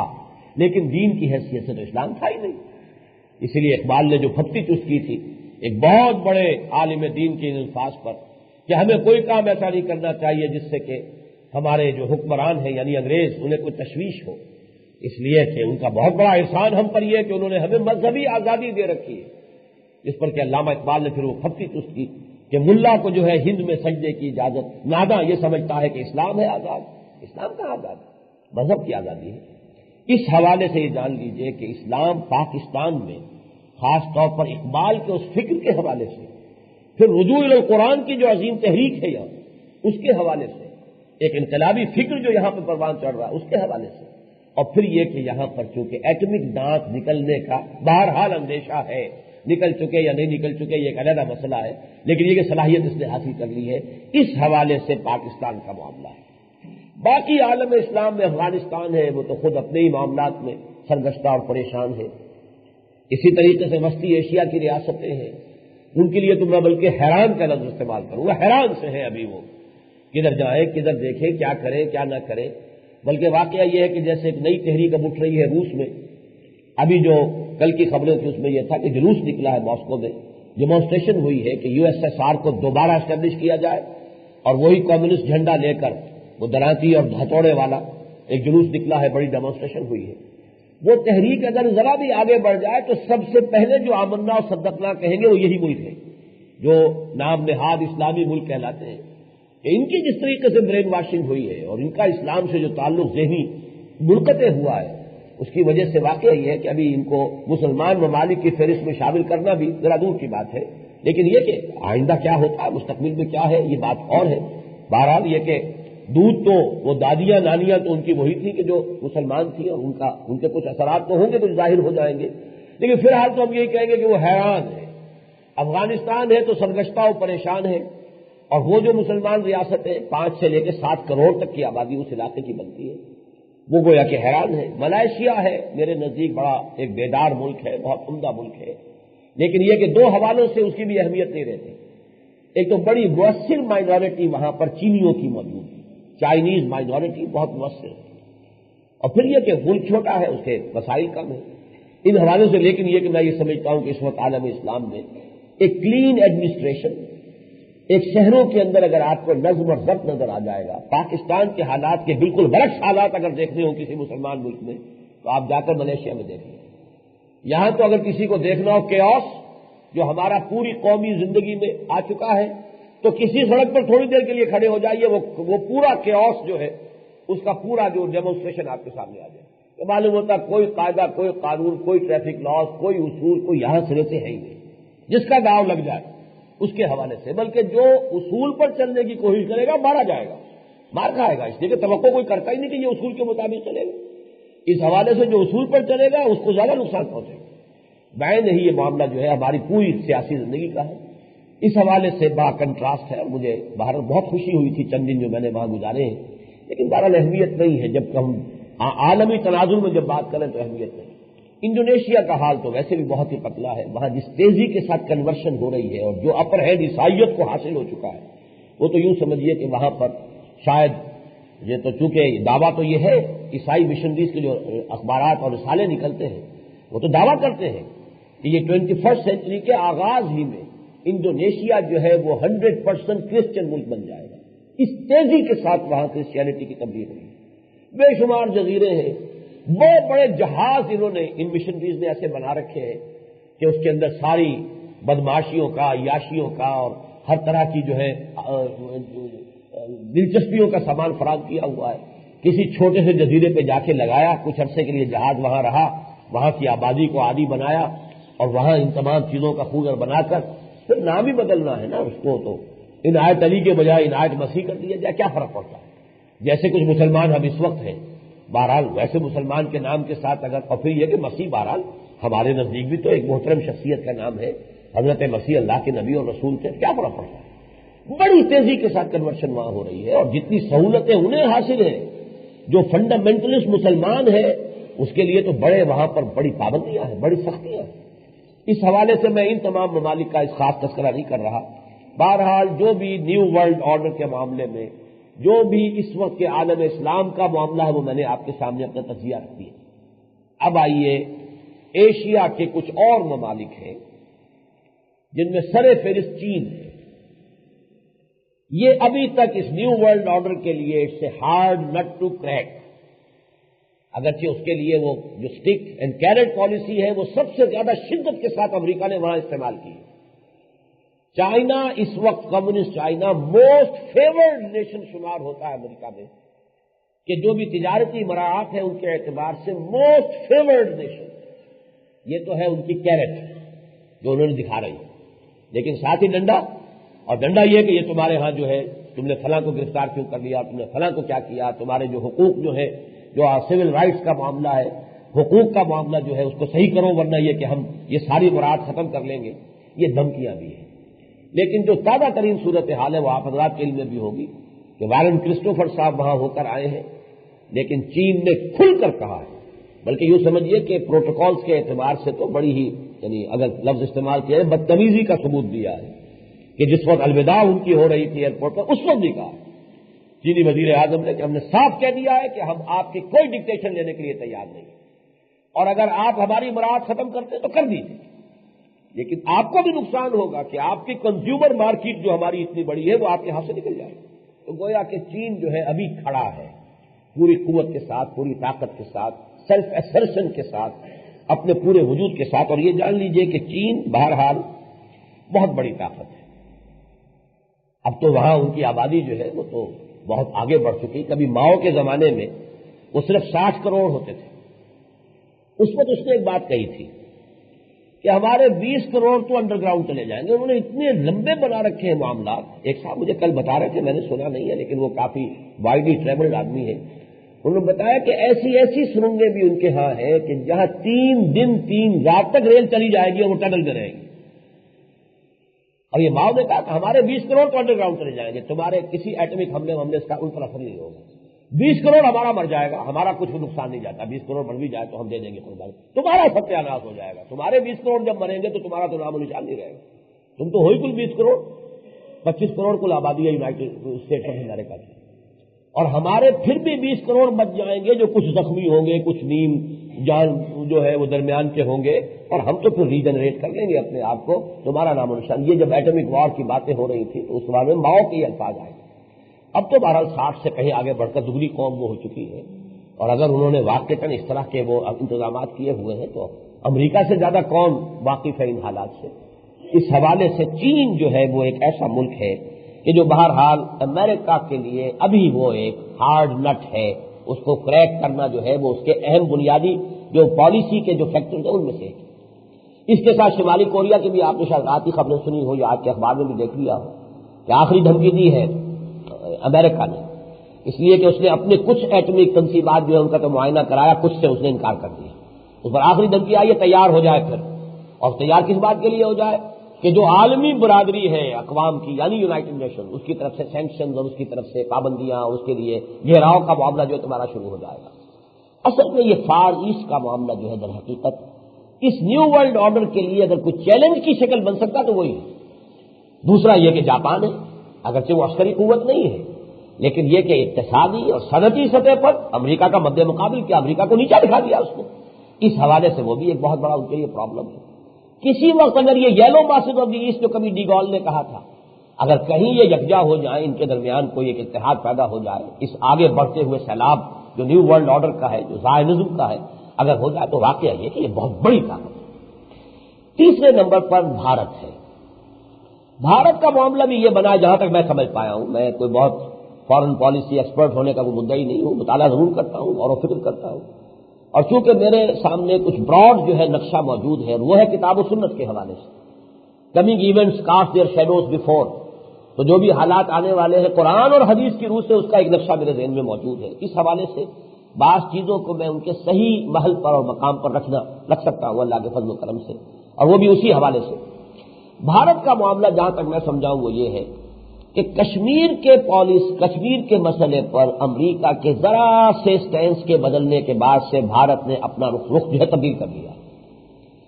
جب پہلی مرتبہ وہ ان کی نائب وزیر خارجہ یہاں آئی تھی رابن رافیل، اور اس نے پہلی مرتبہ بہت آؤٹ آف دی وے جا کر کہا تھا کہ ہم کشمیر کو ایک ڈسپیوٹڈ مسئلہ سمجھتے ہیں، یہ ڈسپیوٹڈ ٹیریٹری ہے. پھر اس نے تو بات کر دی تھی وہ لداخ کا جو علاقہ جو ہے، جو ملحق علاقہ جو ہے تبت کا، وہ پاکستان نے کبھی کوئی بارڈر ایڈجسٹمنٹ میں ان کے چین کے حوالے کیا تھا، اس کی بات بھی کی ہے. اور یہ جو پاکستان کے پاس ٹیریٹریز ہے ان کی بات بھی کی ہے. اس سے جو امریکن مائنڈ سامنے آیا ہے، اور وہ میں سمجھتا ہوں بالکل صحیح اس کی جو ہے وہ اپریہنشن کہا جائے یا جو بھی اپریزل ہے اس کی صحیح ہوئی ہے کہ امریکہ اصل میں چین کو ٹیکل کرنے کے لیے اڈا بنانا چاہتا ہے کشمیر کو. اور وہ یہ چاہتا ہے کہ یہ کشمیر نہ رہے بھارت کے پاس نہ رہے پاکستان کے پاس. جیسے میں نے کہا تھا بندر بانٹ کہ 2 بلیوں کے درمیان آ کر روٹی جو ہے تقسیم کرنے کے لیے بندر صاحب بیٹھے اور ذرا ادھر کا پڑا جھکا، ادھر سے اتنا بڑا حصہ کاٹ لیا کھا لیا کہ پھر اب یہ اونچا ہو گیا، دوسرا بیٹھ گیا تو اس میں سے کھایا، روٹی ساری ہضم ہو گئی بندر صاحب کے پیٹ میں اور بلیاں جو ہے منہ دیکھتی رہ گئی. تو واقعہ یہ ہے کہ اس وقت صورتحال جو ہے اس کا اگر انہیں اندازہ ہو گیا ہے بھارت کی اگر قیادت کو، اور اس کی بنا پر انہوں نے بہت بڑی بیسک تبدیلیاں کی. ایک جس تیزی کے ساتھ نارملائزیشن کی ہے چین کے ساتھ، اور جس طرح چین کو نیوٹرلائز کر لیا ہے ہمارے اعتبار سے، اپنے تعلقات بہتر کیے ہیں، سارے بارڈر ڈسپیوٹ ختم کر لیے ہیں، وہاں سے اپنی فوج کے 2 ڈویژن نکال کر بھی لا کر انہوں نے کشمیر میں اور پنجاب کے اندر لا کر ان کو جو ہے اسٹیشن کر دیا ہے. پھر یہ ہے کہ جو تبت کا معاملہ ہے اس میں بھی ابھی جو وہاں ایک کانفرنس ہو رہی ہے جو کہ تبت کے حق میں کچھ اپوزیشن پارٹی جو دہلی میں آج ہو رہی ہے کانفرنس ہو، لیکن یہ کہ جو گورنمنٹ ہے اس نے اس کو کوئی آشیرواد نہیں دی ہے. اور دلائی لاما صاحب کو اس میں شرکت کی اجازت نہیں دی ہے، تو حکومت جو ہے اس معاملے میں چین کی جو ہے نقطۂ نظر کو اور اس کے احساسات کو، اس کے جذبات کو بہت ملحوظ رکھ رہی ہے۔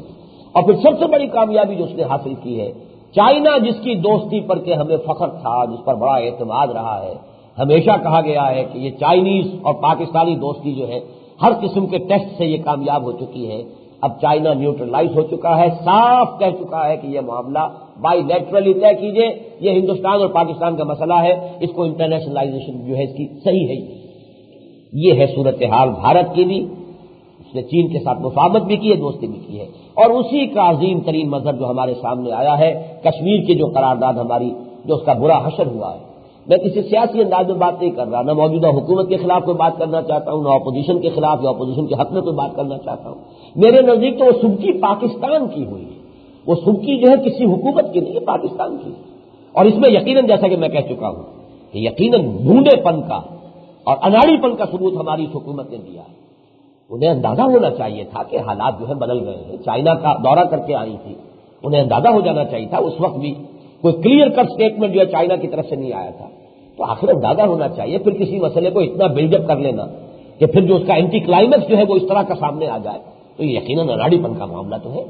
اس کو اتنی یقین کی بات کہ ہم وہ کامیاب ہو جائیں گے، اور حال یہ نکلا کہ وہاں تو سوائے 2 ملکوں کے قرارداد کے حق میں ووٹ دینے والا کوئی نہیں تھا، اکثریت عظیم اکثریت تو ایبسٹین کرنے والی تھی، 6 ہمارے خلاف جا رہے تھے، 2 ہمارے حق میں تھے،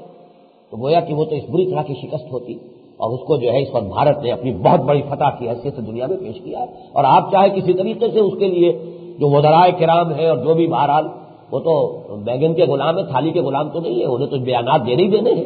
اس حوالے سے۔ لیکن یہ کہ واقعہ یہ ہے کہ یہ ہماری بہت بڑی سبکی ہوئی ہے، ورنہ دیکھ کر معاملے کو اس درجے آگے بڑھانا نہیں چاہیے کہ کلائمیکس سے پھر اینٹی کلائمیکس جو ہے وہ اتنا نمایاں ہو جائے۔ اور میں نے یہ بات کہی تھی، اب پھر کہہ رہا ہوں کہ اگر شرم نام کی کوئی شے ہے تو کم سے کم یہ کہ ہمارے جو وزیر خارجہ صاحب ہیں ان کو تو استعفیٰ دینا ہی چاہیے، اس لیے کہ یہ ایک بہت بڑی سبکی ہے کہ جو ان کے زمانے میں آئی۔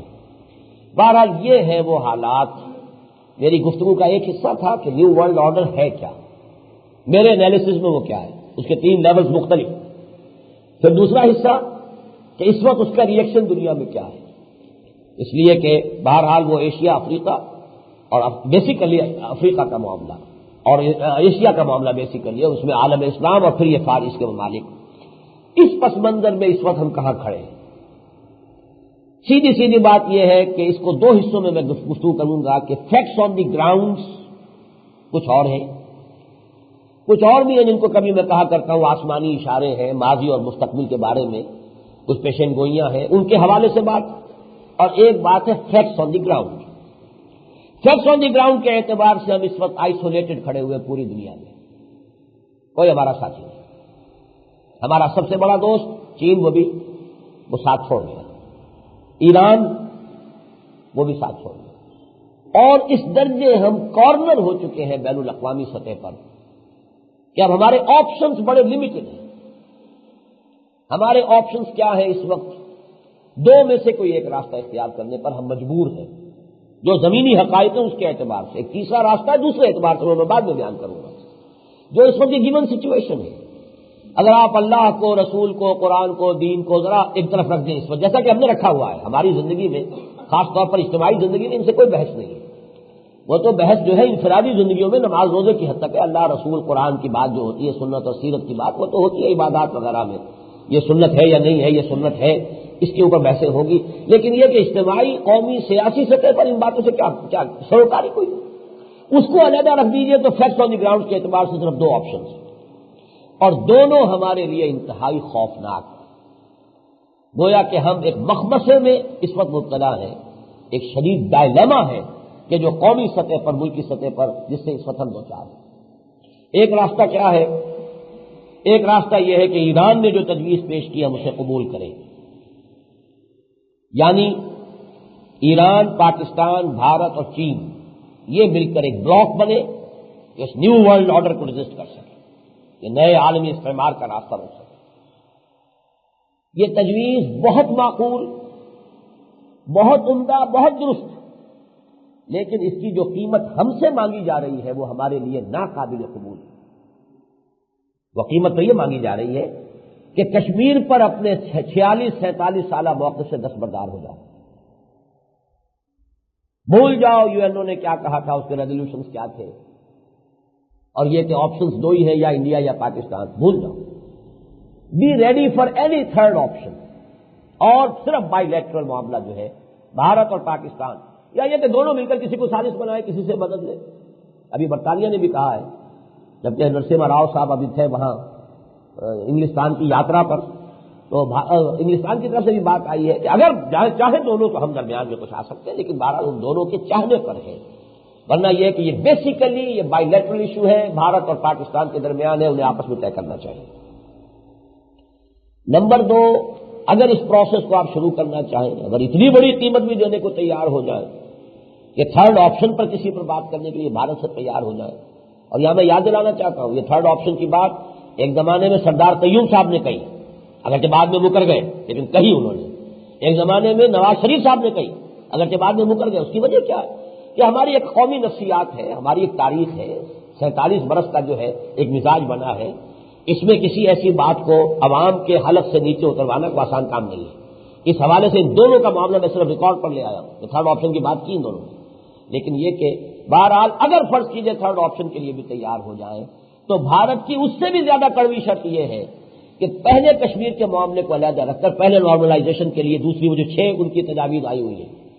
پہلے سیاچن کا مسئلہ حل کرو، پہلے ٹریڈ شروع کر دو، پہلے آمد و رفت کے لیے جو ہے قرض کھول دو، تاکہ کنجینیل فضا پیدا ہو جائے جس میں کہ ہم بیٹھ کر بات کر سکیں. اور اس بیٹھ کر بات کرنے میں کوئی ضمانت نہیں کہ ہم کیا دیں گے، کوئی چیز ہم کنسیڈ کرنے کو تیار بھی ہے کہ نہیں، اس کے لیے کوئی ضمانت نہیں. بہرحال یہ اس اعتبار سے ایک تو یہ کہ ہندو ذہنیت، جس ذہنیت کا رد عمل قیام پاکستان تھا، اس کو اچھی طرح نوٹ کر لیجیے. یہ جو بھی کچھ ہوا ہے، قائد اعظم اسٹانچ کانگریس مین اور ہندو مسلم اتحاد کا سفیر، وہ تو ہندو ذہنیت سے بدل ہو کر مایوس ہو کر پھر مسلم لیگ کی طرف آیا ہے. ورنہ یہ کہ ان سے زیادہ تو ہندو مسلم اتحاد کا کوئی سفیر نہیں تھا. ان کو تو یہ کہا گیا تھا کہ یہ اس اتحاد کے سفیر ہیں. لیکن یہ کہ بہرحال جو ذہنیت ہے وہ تو نہیں بدلتی. اس حوالے سے پھر یہ کہ پاکستان کا جینیسس جو ہے اسی نفرت کی بنیاد پر تو پاکستان قائم ہوا ہے. اگر ہندو کے اندر یہ نفرت اور انتقامی جذبہ نہ ہوتا تو مسلم لیگ اور تحریک پاکستان کو مسلمان عوام کے اندر اتنی مقبولیت حاصل ہی نہ ہوتی.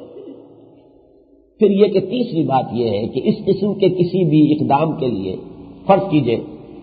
فرض کرنے کے درجے میں کہہ رہا ہوں میں ابھی، فرض کیجئے کہ یہ اس نتیجے پر ہم پہنچ جائیں کہ اس وقت کسی تھرڈ آپشن پر بات کرنی مناسب ہے، ضروری ہے. اور حالات کا تقاضا یہ ہے کہ ہم بھارت کی یہ بات بھی کسی درجے میں تسلیم کر لیں کہ پہلے نارملائز کریں معاملات کو.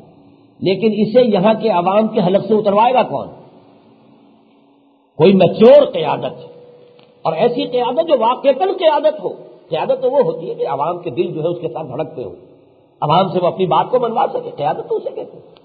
ڈی گال نے جس طریقے سے جرأت کے ساتھ قدم اٹھایا تھا، حالانکہ اسے اپنے قریب ترین دوستوں کو جیل میں ڈالنا پڑا تھا، اور فرینچ نیشن کی جنرل جو نفسیات اس وقت تھی اس کے خلاف اس نے فیصلہ کیا. الجزائر کو چھوڑ دینا، اس کی کالونی تھی، اس کے لیے سونے کی چڑیا تھی، نہایت زرخیز علاقہ. الجزائر کی حکومت کو چھوڑ دینا کوئی آسان بات نہیں. انہوں نے طے کیا کہ نہیں صاحب، ریفرینڈم ہونا چاہیے، اگر الجزائری ہمارے ساتھ نہیں رہنا چاہتے تو ٹھیک ہے وہ رہتا. حالانکہ اسے اپنے ہاں بہت سخت جو ہے ریئیکشن اور بہت سخت رد عمل کو پیش کرنا پڑا. لیکن ایک لیڈر تھا، اس کا اسٹیچر تھا، ویسے بھی لمبا بہت تھا. ایک زمانے میں یہ 3 بڑے بڑے لمبے لوگ جو ہیں، تینوں وہ جو فوجی، ڈی گال تھا اور صدر ایوب خان ہمارے تھے اور صدر ناصر صاحب ایجپٹ کے تھے. تینوں جو ہے وہ اس اعتبار سے کم یہ کہ قد کے اعتبار سے برابر تھے. کوئی پاکستان میں تھا ایسا کہ جو قداور ہونے کے اعتبار سے تو 12 ان لوگوں کے برابر ہے. لیکن یہ کہ آج تو چھٹ بھئیے ہیں، کس کی حیثیت ہے عوام کے اندر؟ وہ عوام کو لیڈ نہیں کر سکتے. They are led by the people. Leader اور ہوتا ہے کہ جو عوام کو اپنے پیچھے چلائے، جس کے اوپر اعتماد ہو عوام کو، جس کے فہم پر، سوچ پر، سنسیریٹی پر اعتماد ہو. تو کسی وقت قوموں کو فیصلے کرنے پڑتے ہیں، حالات کے اعتبار سے سوچنا پڑتا ہے، پریگمیٹک ایٹیچیوڈ اختیار کرنا پڑتا ہے. لیکن یہ کہ اس کے لیے بھی ہمارے پاس بہرحال اگر اس کو ممکن بھی سمجھا جائے کہ ایسی کوئی بات جو ہے ہمارے لیے مناسب ہے تو وہ قیادت موجود نہیں. ایک راستہ تو یہ ہے. دوسرا راستہ یہ ہے کہ ہم اس نئے استعمار کے آلہ کار مکمل بن جائیں،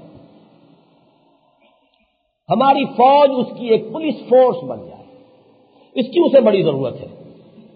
جہاں کہیں بھی ضرورت ہو پاکستانیوں کو بھیجاؤ. بڑا سستا خون ہے، سستی جانیں ہیں،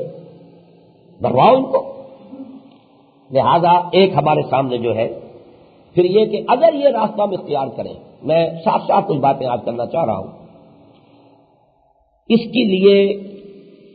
امریکہ ہمیں بہت سے کنسیشنز دینے کے لیے تیار ہو جائے گا۔ اب جو خبریں آ رہی ہیں F-16 ریلیز ہو جائیں گے، کیونکہ ہماری نفسیات ان چیزوں کے ساتھ باندھ دی جاتی ہے، معلوم ہوتا ہے کہ F-16 آ گئے تو بس ہمارا تو بیڑا پار ہو جائے گا، حالانکہ وہ F-16 کیا کریں گے؟ کچھ عرصے کے بعد وہ اسپیئر دینے بند کر دیں، پھر وہ جنگ ہے، وہ سوائے کباڑ کے کچھ بھی نہیں۔ ہم پہلے اپنا F-16 کا اسکواڈرن جو ہے اس کو ڈسبینڈ کر چکے ہیں، اور آ جائیں گے تو کون سی بڑا تھی، لیکن یہ کہ وہ نفسیات ذرائع ابلاغ کے ذریعے سے وہ بہت بڑی فتح ہو جائے گی اگر کہیں F-16 آ گئے۔ کچھ معاشی امداد بھی مل جائے گی، بھیک منگے تو ہم ہیں، اپنے پاؤں پر کھڑے ہونا ہم نے سیکھا نہیں، اپنے پیٹ کو اپنی بیل کو ٹائٹ کرنے کے ہم عادی نہیں، لہذا کچھ جو ہے سودی قرض ہمیں کچھ اور مل جائے گا، کوئی اسلحہ کی فراہمی بھی ہو جائے گی، ہماری فوج کی ضرورتیں ہیں وہ پوری ہو جائے گی۔ میں یہاں تک کہہ رہا ہوں کہ عین ممکن ہے کہ وہ ہمارے ایٹمک پروگرام کی بھی اجازت دے دیں۔ اس کی وجہ یہ ہے کہ دنیا اب تیزی کے ساتھ ایک دوسری کولڈ وار کی طرف جا رہی ہے۔ چائنا اگر کھڑا رہ گیا جیسے کہ وہ کھڑا ہو گیا ہے تو اب ظاہر بات ہے کہ امریکہ کو اسی طرح کی کولڈ وار چائنا کے خلاف کرنی پڑے گی جیسے کبھی وہ رشیا کے خلاف کرتا ہے۔ پھر رشیا میں بھی ریسرجنس کے امکانات ہیں، ایک رد عمل ہے جو ابھر رہا ہے، ایک نیشنلزم ہے، رشین نیشنلزم بڑی تیزی کے ساتھ اوپر آ رہا ہے، لہذا گویا کہ جو ہماری حیثیت امریکہ کے لیے ایک فرنٹ سٹیج کی تھی کہ ہم گویا کہ اس کولڈ وار میں ہم بالکل محاذ کے اوپر تھے، اور ہم ہی نے تو ظاہر بات ہے ہم ہی کنڈوٹ بنے تھے، ہمارے ہی ذریعے سے افغان جہاد کے لیے اسلحہ بھی گیا، پیسہ بھی گیا ہے، اور وہاں پر بہرحال مرنے والے جو تھے وہ تو افغان تھے، لیکن یہ کہ ختم ہونے والی جو ہے وہ تو امریکہ کی جو مد مقابل قوت تھی USSR وہ ختم ہوئی۔ کام تو ابھی تک تو بہرحال جو بنا ہے وہ امریکہ کا بنا ہے، اسلام کا یا افغانیوں کا تو کوئی کام ابھی تک تو نہیں بنا، اگرچہ مجھے امید ہے مستقبل میں کہ وہاں سے خیر برآمد ہوگا، لیکن اس وقت تک کی بات تو یہ کہ کوئی خیر تو ابھی تک تو برآمد نہیں ہوا۔ اسی طریقے سے ہو سکتا ہے کہ امریکہ اس کو بھی نظر انداز کر دے جیسے کہ پہلے کرتا رہا، پریسلر ترمیم جو ہے وہ ختم کر دی جائے، لیکن یہ کہ ہم بہرحال کلیتاً امریکہ کے پوری طریقے سے اعلی کار ہم بنیں گے۔ اور اس صورت میں ایک بات اور نوٹ کر لیجئے، کشمیر پر بھی شاید وہ ہمارا جس قسم کے رابن رافیل کے بیانات آئے تھے کچھ تھوڑی سی اور بھی ہماری وہ پیٹ ٹھوکے، نتیجہ یہ نکلے گا کشمیر ہمارے پاس نہیں آئے گا، کشمیر ایک انڈیپینڈنٹ کشمیر کی حیثیت سے اس نیو ورلڈ آرڈر کا ایک بہت بڑا اڈا بنے گا، جہاں سے کہ پھر چائنا کے خلاف جو ہے سرد وار جو ہے اس کو پورے طور سے جاری رکھا جائے۔ یہ ہے دو آپشن اس وقت ہمارے سامنے، تیسرا کوئی آپشن بالفعل موجود نہیں زمین پر، جو حقائق ہیں واقعات کے اعتبار سے کوئی اور نہیں۔ اس میں ظاہر بات ہے کہ اس قسم کی کسی سچویشن میں سے کنفرنٹ ہونے کے بعد ایک ہی امکان رہ جاتا ہے، احون البلیتین کا معاملہ طے کیجیے، ان میں سے کون سی برائی ہلکی ہے، you have to choose the lesser evil. اس میں اختلاف رائے ہو سکتا ہے، لیکن میں جو چاہتا ہوں وہ یہ ہے، اس کے لیے میں نے آج یہ مفصل تقریر کی ہے کہ ہمارے ہاں ڈائیلاگ شروع ہونی چاہیے، گفتگو کا آغاز ہونا چاہیے، کچھ لوگ سوچیں تو صحیح اپنے مسائل کے اوپر، کھل کر بات کریں، غور کریں۔ بہرحال ہمارا ملک جو ہے کسی نہ کسی درجے میں جمہوری ملک ہے، ہمیں بات کہنے کا حق حاصل ہے، ہم اپنی بات کو لوگوں تک پہنچانے کے ذرائع بھی رکھتے ہیں، گفتگو ہو، اس حوالے سے کولڈ اینڈ انبائسڈ انالیسس ہو، یہ نہیں کہ جو آپ چاہتے ہیں وشفل تھنکنگ کے حوالے سے آپ جو ہے کوئی انالیسس کر رہے ہیں، بلکہ جیسا کہ ہے آبجیکٹو کولڈ انبائسڈ انالیسس، اور ہمارا جو طرز عمل ہے وہ پریگمیٹک اور ریئلسٹک ہونا چاہیے، حالات کیا ہے اس کے حوالے سے کسی وقت دبنا بھی پڑتا ہے۔ خود نبی اکرم صلی اللہ علیہ وسلم کی حیات طیبہ میں ہمارے لیے اتنی بڑی مثال ہے صلح حدیبیہ کی، حضور صلی اللہ علیہ وسلم نے اس کو دب کر صلح کی، مسلمانوں کا خون جوش کھا رہا تھا، اس درجے جوش کھا رہا تھا کہ حضرت عمر سے تو ضبط بھی نہیں ہو سکا رضی اللہ تعالیٰ عنہ، انہوں نے جا کر گستاخی کے انداز میں کہا کہ کیا ہم حق پر نہیں ہیں؟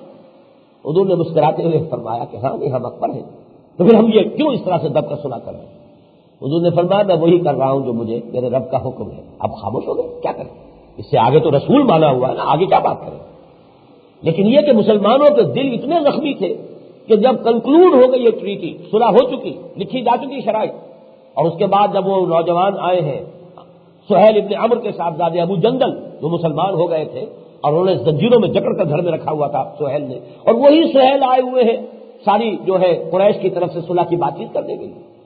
کسی طریقے سے وہ نوجوان جو ہے اپنی رسیاں توڑوا کر، چینز ابھی پڑی ہوئی ہے اس کے پاؤں میں ہاتھوں میں، لیکن کسی طرح آزاد ہو کر پہنچ گیا، سعودی عربیہ۔ لیکن حضور نے کہا کہ مجدد صبر کرو، تمہیں واپس جانا ہوگا، ہم صلح کر چکے ہیں۔ اور انہوں نے دہائی دی، مسلمانوں یہ کیا ہو رہا ہے؟ اس درجے یعنی جسارت کے حضور کے اس کہنے کے بعد بھی اب وہ آدمی جس طریقے سے شکنجے میں آیا ہوا تھا غریب، کس طریقے سے وہ اپنی رسیاں توڑوا کر اور اپنی چینز جو ہے وہ ان سے آزادی حاصل کر کے وہاں آیا ہوگا، لیکن یہ کہ اس وقت مسلمانوں کے دلوں پر جو بیت رہی تھی اس کا آپ اندازہ کی کہ جب حضور نے کہا کہ اب احرام کھول دو اور یہی قربانیاں دے دو، ایک آدمی بھی نہیں اٹھا، 3 مرتبہ حضور نے فرمایا۔ پھر حضور دل گرفتہ ہو کر گئے ہیں اپنے خیمے میں، حضرت ام سلمہ رضی اللہ تعالی عنہا ساتھ تھی۔ حضور نے شکوے کے انداز میں فرمایا ہے، میں نے 3 دفعہ مسلمانوں سے کہا احرام کھول دو، کوئی نہیں اٹھ رہا۔ حضرت ام سلمہ نہایت ذہین، نہایت تباہ خاتون، انہوں نے کہا حضور آپ کسی سے کچھ نہ کہیے، آپ اپنا احرام کھول دیجیے، اپنی حجامت کرائیے، بس یہ کام آپ نے کیا۔ پھر جو گویا کہ ایک حالت منتظرہ تھی مسلمانوں پر، وہ سمجھتے تھے شاید کچھ اور ہو جائے، لہذا ممکن ہے اللہ ہمارا امتحان ہی لے رہا ہو، اس لیے وہ رکے ہوئے تھے۔ جب معلوم ہو گیا کہ حضور نے احرام کھول دیا، سب نے احرام کھول دیا، اس لیے کہ بہرحال حضور کے خلاف کوئی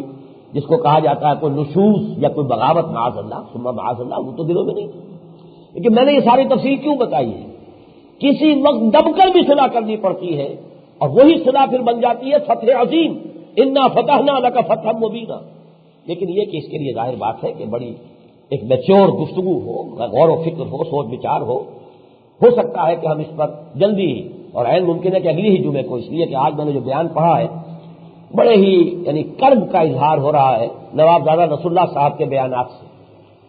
پہلے وہ بیانات دیتے رہے وہیں اپنے گاؤں سے ہی، اب وہ شاید لاہور آج پہنچ گئے ہیں، ان کا وقت بہت کم رہ گیا ہمارے پاس، اور یہ جو بھی کچھ بہرحال کشمیر کے اندر جس طرح مسلمان اپنی جانیں دے رہے ہیں، کب تک اس طریقے سے یہ جانیں دیتے رہیں گے؟ ہمیں بہت جلدی کرنی چاہیے اور معاملات کو طے کروانا چاہیے۔ تو اس حوالے سے میں کہہ رہا ہوں کہ شاید ہم بھی اس پر پھر سیمینار کرائیں، اور یہ کہ پھر وہ سیمینار بھی جلدی شاید اگلے ہی جمعے میں اس کا اہتمام کروں۔ بہرحال یہ جو 2 آپشنز ہیں، ان میں جیسا کہ میں نے کہا کہ میں کسی کو ابھی ایڈوکیٹ نہیں کر رہا، میں نے صرف یہ کہا ہے کہ ہماری گفتگو ہو، غور و فکر ہو، بڑی یعنی ٹھنڈے انداز کے اندر بات کی جائے، اس کے اوپر جو ہے ہمیں رائے بنانی چاہیے۔ البتہ جہاں تک میرا یہ خیال ہے کہ ہوگا کیا، بظاہر احوال جو بھی ہماری سیاسی اور جو مقتدر جو بھی حیتیں ہیں، ان سب کا جو طرز عمل ہے، محسوس یہ ہو رہا ہے کہ ہم اس نیو ورلڈ آرڈر کے اسی طرح اعلی کار بن جائیں گے جیسے کہ بیشتر عرب ممالک کی حکومتیں بن چکی ہیں۔ ہماری فوج کی حیثیت صرف اس نیو ورلڈ آرڈر کی پولیس فورس کی ہوگی۔ اس کی وجہ کیا ہے؟ وجہ یہ ہے یہ آسانی کا راستہ ہے جس کے ہم عادی ہو چکے ہیں، جس کو ہم کہتے ہیں سہل انگاری، تن آسانی، اس کے عادی ہو چکے ہیں۔ پانی جو ہے نشیب کی طرف جاتا ہے۔ بہرحال امریکہ بڑی طاقت ہے، اس کے IMF اس کے پاس ہے، وہ سارے ورلڈ بینک اس کے پاس ہے، کچھ جو ہے چند ملین ڈالر جو ہے وہ ذرا سا ریلیز کر دینا، ہمارے لیے تو وہی گویا کہ وہ عید ہے ہمارے لیے۔ اس حوالے سے صورتحال تو پھر یہ کہ تاریخی تسلسل ہے، ہم مسلسل اسی مغرب کے گھڑے کی مچھلی رہے ہیں۔ وہ مغرب اب جو ہے وہ امریکہ کے وہ نیو ورلڈ آرڈر کی شکل میں ہے، تو وہی مغرب، دی سیم ویسٹ۔ اور تیسرے یہ کہ عالم عرب سے بھی جو ہمارا قریبی رشتہ رہا ہے، تو جب عالم عرب جا چکا ادھر تو وہ بھی گویا کہ ایک پولنگ فورس ہے ہمارے لیے اسی طرف لے جانے والی۔ بہرحال اب میں آ رہا ہوں، ایک اور راستہ بھی ہے، اور وہ راستہ جو ہے وہ در حقیقت ہدایت ربانی کے حوالے سے ہے۔ ایک 3rd آپشن ہمارے سامنے ہے ہدایت ربانی کے حوالے سے۔ تو میں آپ کو وہ آیات سنانا چاہتا ہوں۔ یہ سورہ مائدہ کی آیات 51 اور 52 ہے۔ یا ایھا الذین آمنوا لا تتخذوا اليہود والنصارى اولیاء بعضهم اولیاء بعض۔ یہ جس درجے میں آج ہم پر اپلیکیبل ہے شاید نزول قرآن کے وقت اتنی منطبق نہیں تھی۔ اس وقت یہود اور نصارہ کا کوئی گٹھ جوڑ موجود نہیں تھا، تاریخی طور پر کوئی ثبوت اس کا موجود نہیں، بلکہ یہود اور نصارہ کے اندر بڑی سخت دشمنی تھی جو چل رہی۔ حضور کی ولادت سے زیادہ 40-50 برس قبل جو ہے وہ جو عیسائیوں کو یہودیوں نے زندہ جلایا، اصحاب الاخدود، یہ نجران کے عیسائی تھے کہ جن کو ابو نواس یہودی بادشاہ نے جو ہے 20,000 عیسائیوں کو زندہ جلوایا۔ والسماء ذات البروج والیوم الموعود وشاہد ومشہود قتل اصحاب الاخدود النار ذات الوقود اذ هم علیہا قعود وهم علی ما یفعلون بالمؤمنین شہود۔ آج ہے وہ گٹھ جوڑ جس کو میں نے کہا ہے کہ نیو ورلڈ آرڈر حقیقت میں عیسائیت اور یہودیت کا گٹھ جوڑ ہے۔ یا ایھا الذین آمنوا لا تتخذوا اليہود والنصارى اولیاء بعضهم اولیاء بعض، یہ ایک دوسرے کے دوست ہیں، ایک دوسرے کے یہ جو ہے پشت پناہ ہیں، ایک دوسرے کے مددگار ہیں۔ آج ان کا گٹھ جوڑ در حقیقت پوری طریقے سے، ورنہ واقعہ یہ ہے کہ تقریباً 1600 برس یہودی پٹے ہیں عیسائیوں کے ہاتھ۔ تو پہلے یہودیوں نے جو مارا عیسائیوں کو وہ تو سن 300 سے قبل کی بات ہے، جب رومن ایمپرر قسطنطین جو ہے وہ عیسائی ہو گیا، اس کے بعد سے ٹیبل ور ٹرن۔ اب عیسائیوں کے ہاتھ میں طاقت تھی اور یہودی اس وقت سے پرسیکیوٹ ہو رہے ہیں۔ 300 عیسوی سے لے کر آج یوں سمجھیے کہ اس صدی کے وسط تک بھی، آخر ہٹلر عیسائی تھا نا، اگر 60 لاکھ یہودی اس نے قتل کیا ہے یا کم سے کم 40 لاکھ یہودی، تو گویا کہ 1650 برس تک تو معاملہ یہ تھا کہ یہودیوں کی اور عیسائیوں کا یہ آپس کی دشمنی تھی۔ یہ تو اس کے بعد کے 50 برس ہے جس میں ٹیبلز ہیو بین ٹرنڈ، جس طرح یہودیوں نے جو بھی پروٹوکالز اپنے اپنائے، جو ایلڈرز آف دی زائن نے بیٹھ کے اپنا نقشہ بنایا، جس طریقے سے انہوں نے تدریجاً صورتحال کو تبدیل کیا ہے، 1917 میں بالفور ڈکلریشن حاصل کیا ہے، 1948 میں اسرائیل کی ریاست قائم کر دی ہے، اور میں سمجھتا ہوں کہ زیادہ سے زیادہ 1997 تک گریٹر اسرائیل قائم کرنے کے لیے میدان میں آ جائیں گے۔ یہ بات ہونے والی ہے، لیکن یہ کہ یہ آج ذرا غور کیجیے، یا ایھا الذین آمنوا لا تتخذوا اليہود والنصارى اولیاء۔ کاش کہ آج ہم اس قرآنی ہدایت کو اپنے سامنے رکھیں، اپنے سارے جو بھی انالیسز ہیں، اپنے ساری جو بھی ہماری رائے ہو، ہماری ثواب دید، ہمارا خیال اس پر بالا کر رکھیں اس کو۔ بعضهم اولیاء بعض ومن یتولہم منکم فانہ منہم، جو کوئی بھی تم میں سے ان کے ساتھ دوستی کرے گا وہ انہی میں سے شمار ہوگا۔ ان اللہ لا یہدی القوم الظالمین، اللہ ایسے ظالم لوگوں کو ہدایت نہیں دے گا۔ اور سنیے، قرآن مجید تو ابدی ہدایت نامہ ہے۔ فَتَرَى الَّذِينَ فِي قُلُوبِهِم مَرَضٌ يُسَارِعُونَ فِيهِمْ، تم دیکھو گے کہ ان مسلمانوں کو جن کے دلوں میں روگ ہے، نفاق ہے، ایمان نہیں ہے، تم دیکھو گے وہ ان کے اندر گھسنے کی کوشش کریں گے، انہی کی دوستی، انہی کی جو ہے ان کی حمایت حاصل کرنے کی کوشش، انہی کے اندر گھس رہے ہیں۔ یسارعون فیہم فَتَرَى الَّذِينَ فِي قُلُوبِهِم مَرَضٌ يُسَارِعُونَ فِيهِمْ يَقُولُونَ نَخْشَىٰ أَن يُصِيبَنَا دَائِرَةٌ، کہہ رہے ہیں ہمیں اندیشہ ہے کہ کوئی مصیبت نہ آ جائے۔ مصیبت سے بچانے والے ہیں تو یہی ہے، مصیبت سے بچائے گا تو امریکہ بچائے گا، مصیبت سے بچائے گا۔ یہ عرب حکمرانوں کے لیے تو سب فیصد صحیح ہے، ان کی تو واقعہ یہ ہے کہ عرب عوام ٹکا بوٹی کر دیں اگر امریکہ ان کی پشت پر نہ ہو، اس لیے کہ وہ تو سب کے سب ڈکٹیٹوریل رجیمز ہے یا وہ ملوکیت کی رجیم ہے، جو بھی کچھ ہے وہ تو وہاں کے لوگ جو ٹکا بوٹی کرتے ہیں، ان کو تو سپورٹ کرنے والے وہ تو امریکن ہے، وہ نیو ورلڈ آرڈر ہے، جن کے بل پر ان کی عیاشیاں ہیں، جو بھی ان کے اللے تللے ہیں وہ تو اسی کے سہارے سے ہیں۔ اس لیے انہوں نے بیچ دیا ہے عالم عرب کو، اپنی بادشاہت اور اپنے مفادات کے تحفظ کے لیے انہوں نے پورا عرب لینڈ جو ہے، عرب عالم عرب جو ہے اسے بیچ دیا امریکہ کے ہاتھ۔ ظاہر بات ہے وہی قرآن کہہ رہا ہے،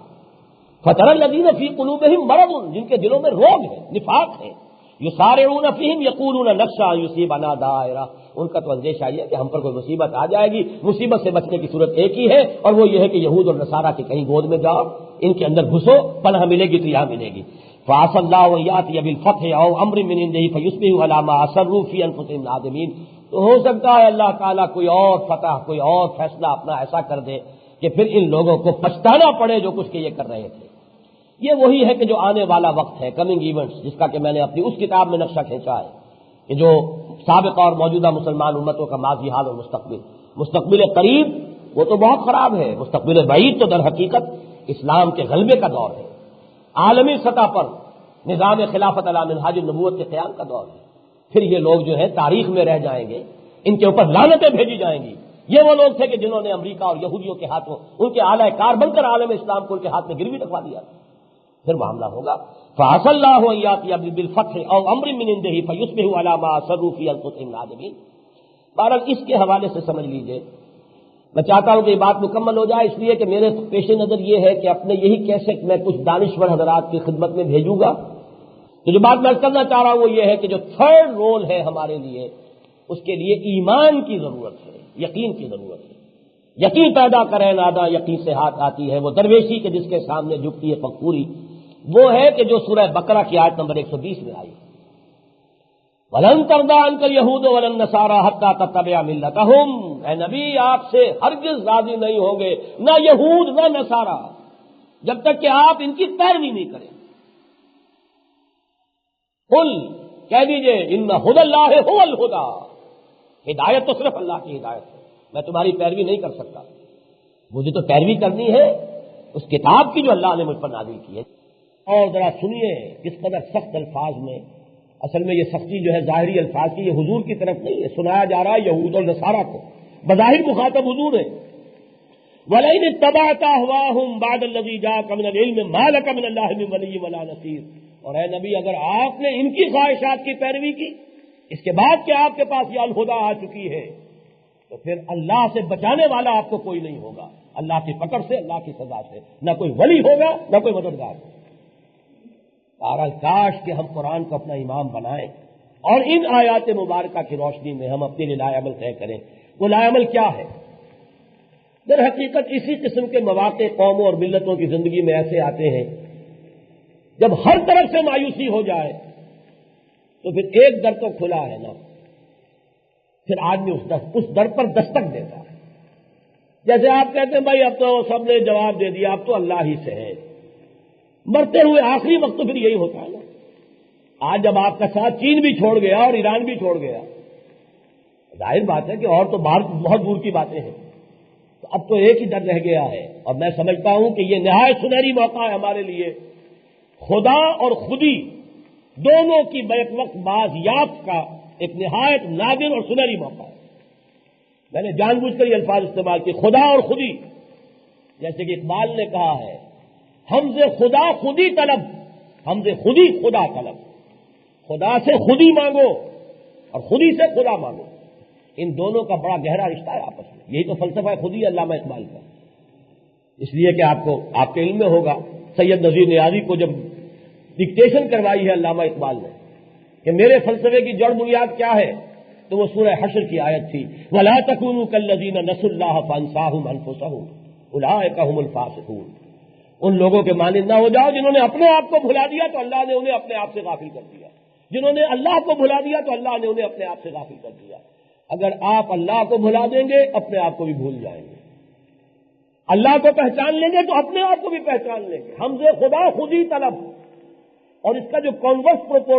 پروپوزیشن ہے وہ حضور کی حدیث میں ہے، من عرف نفسہ فقد عرف ربہ،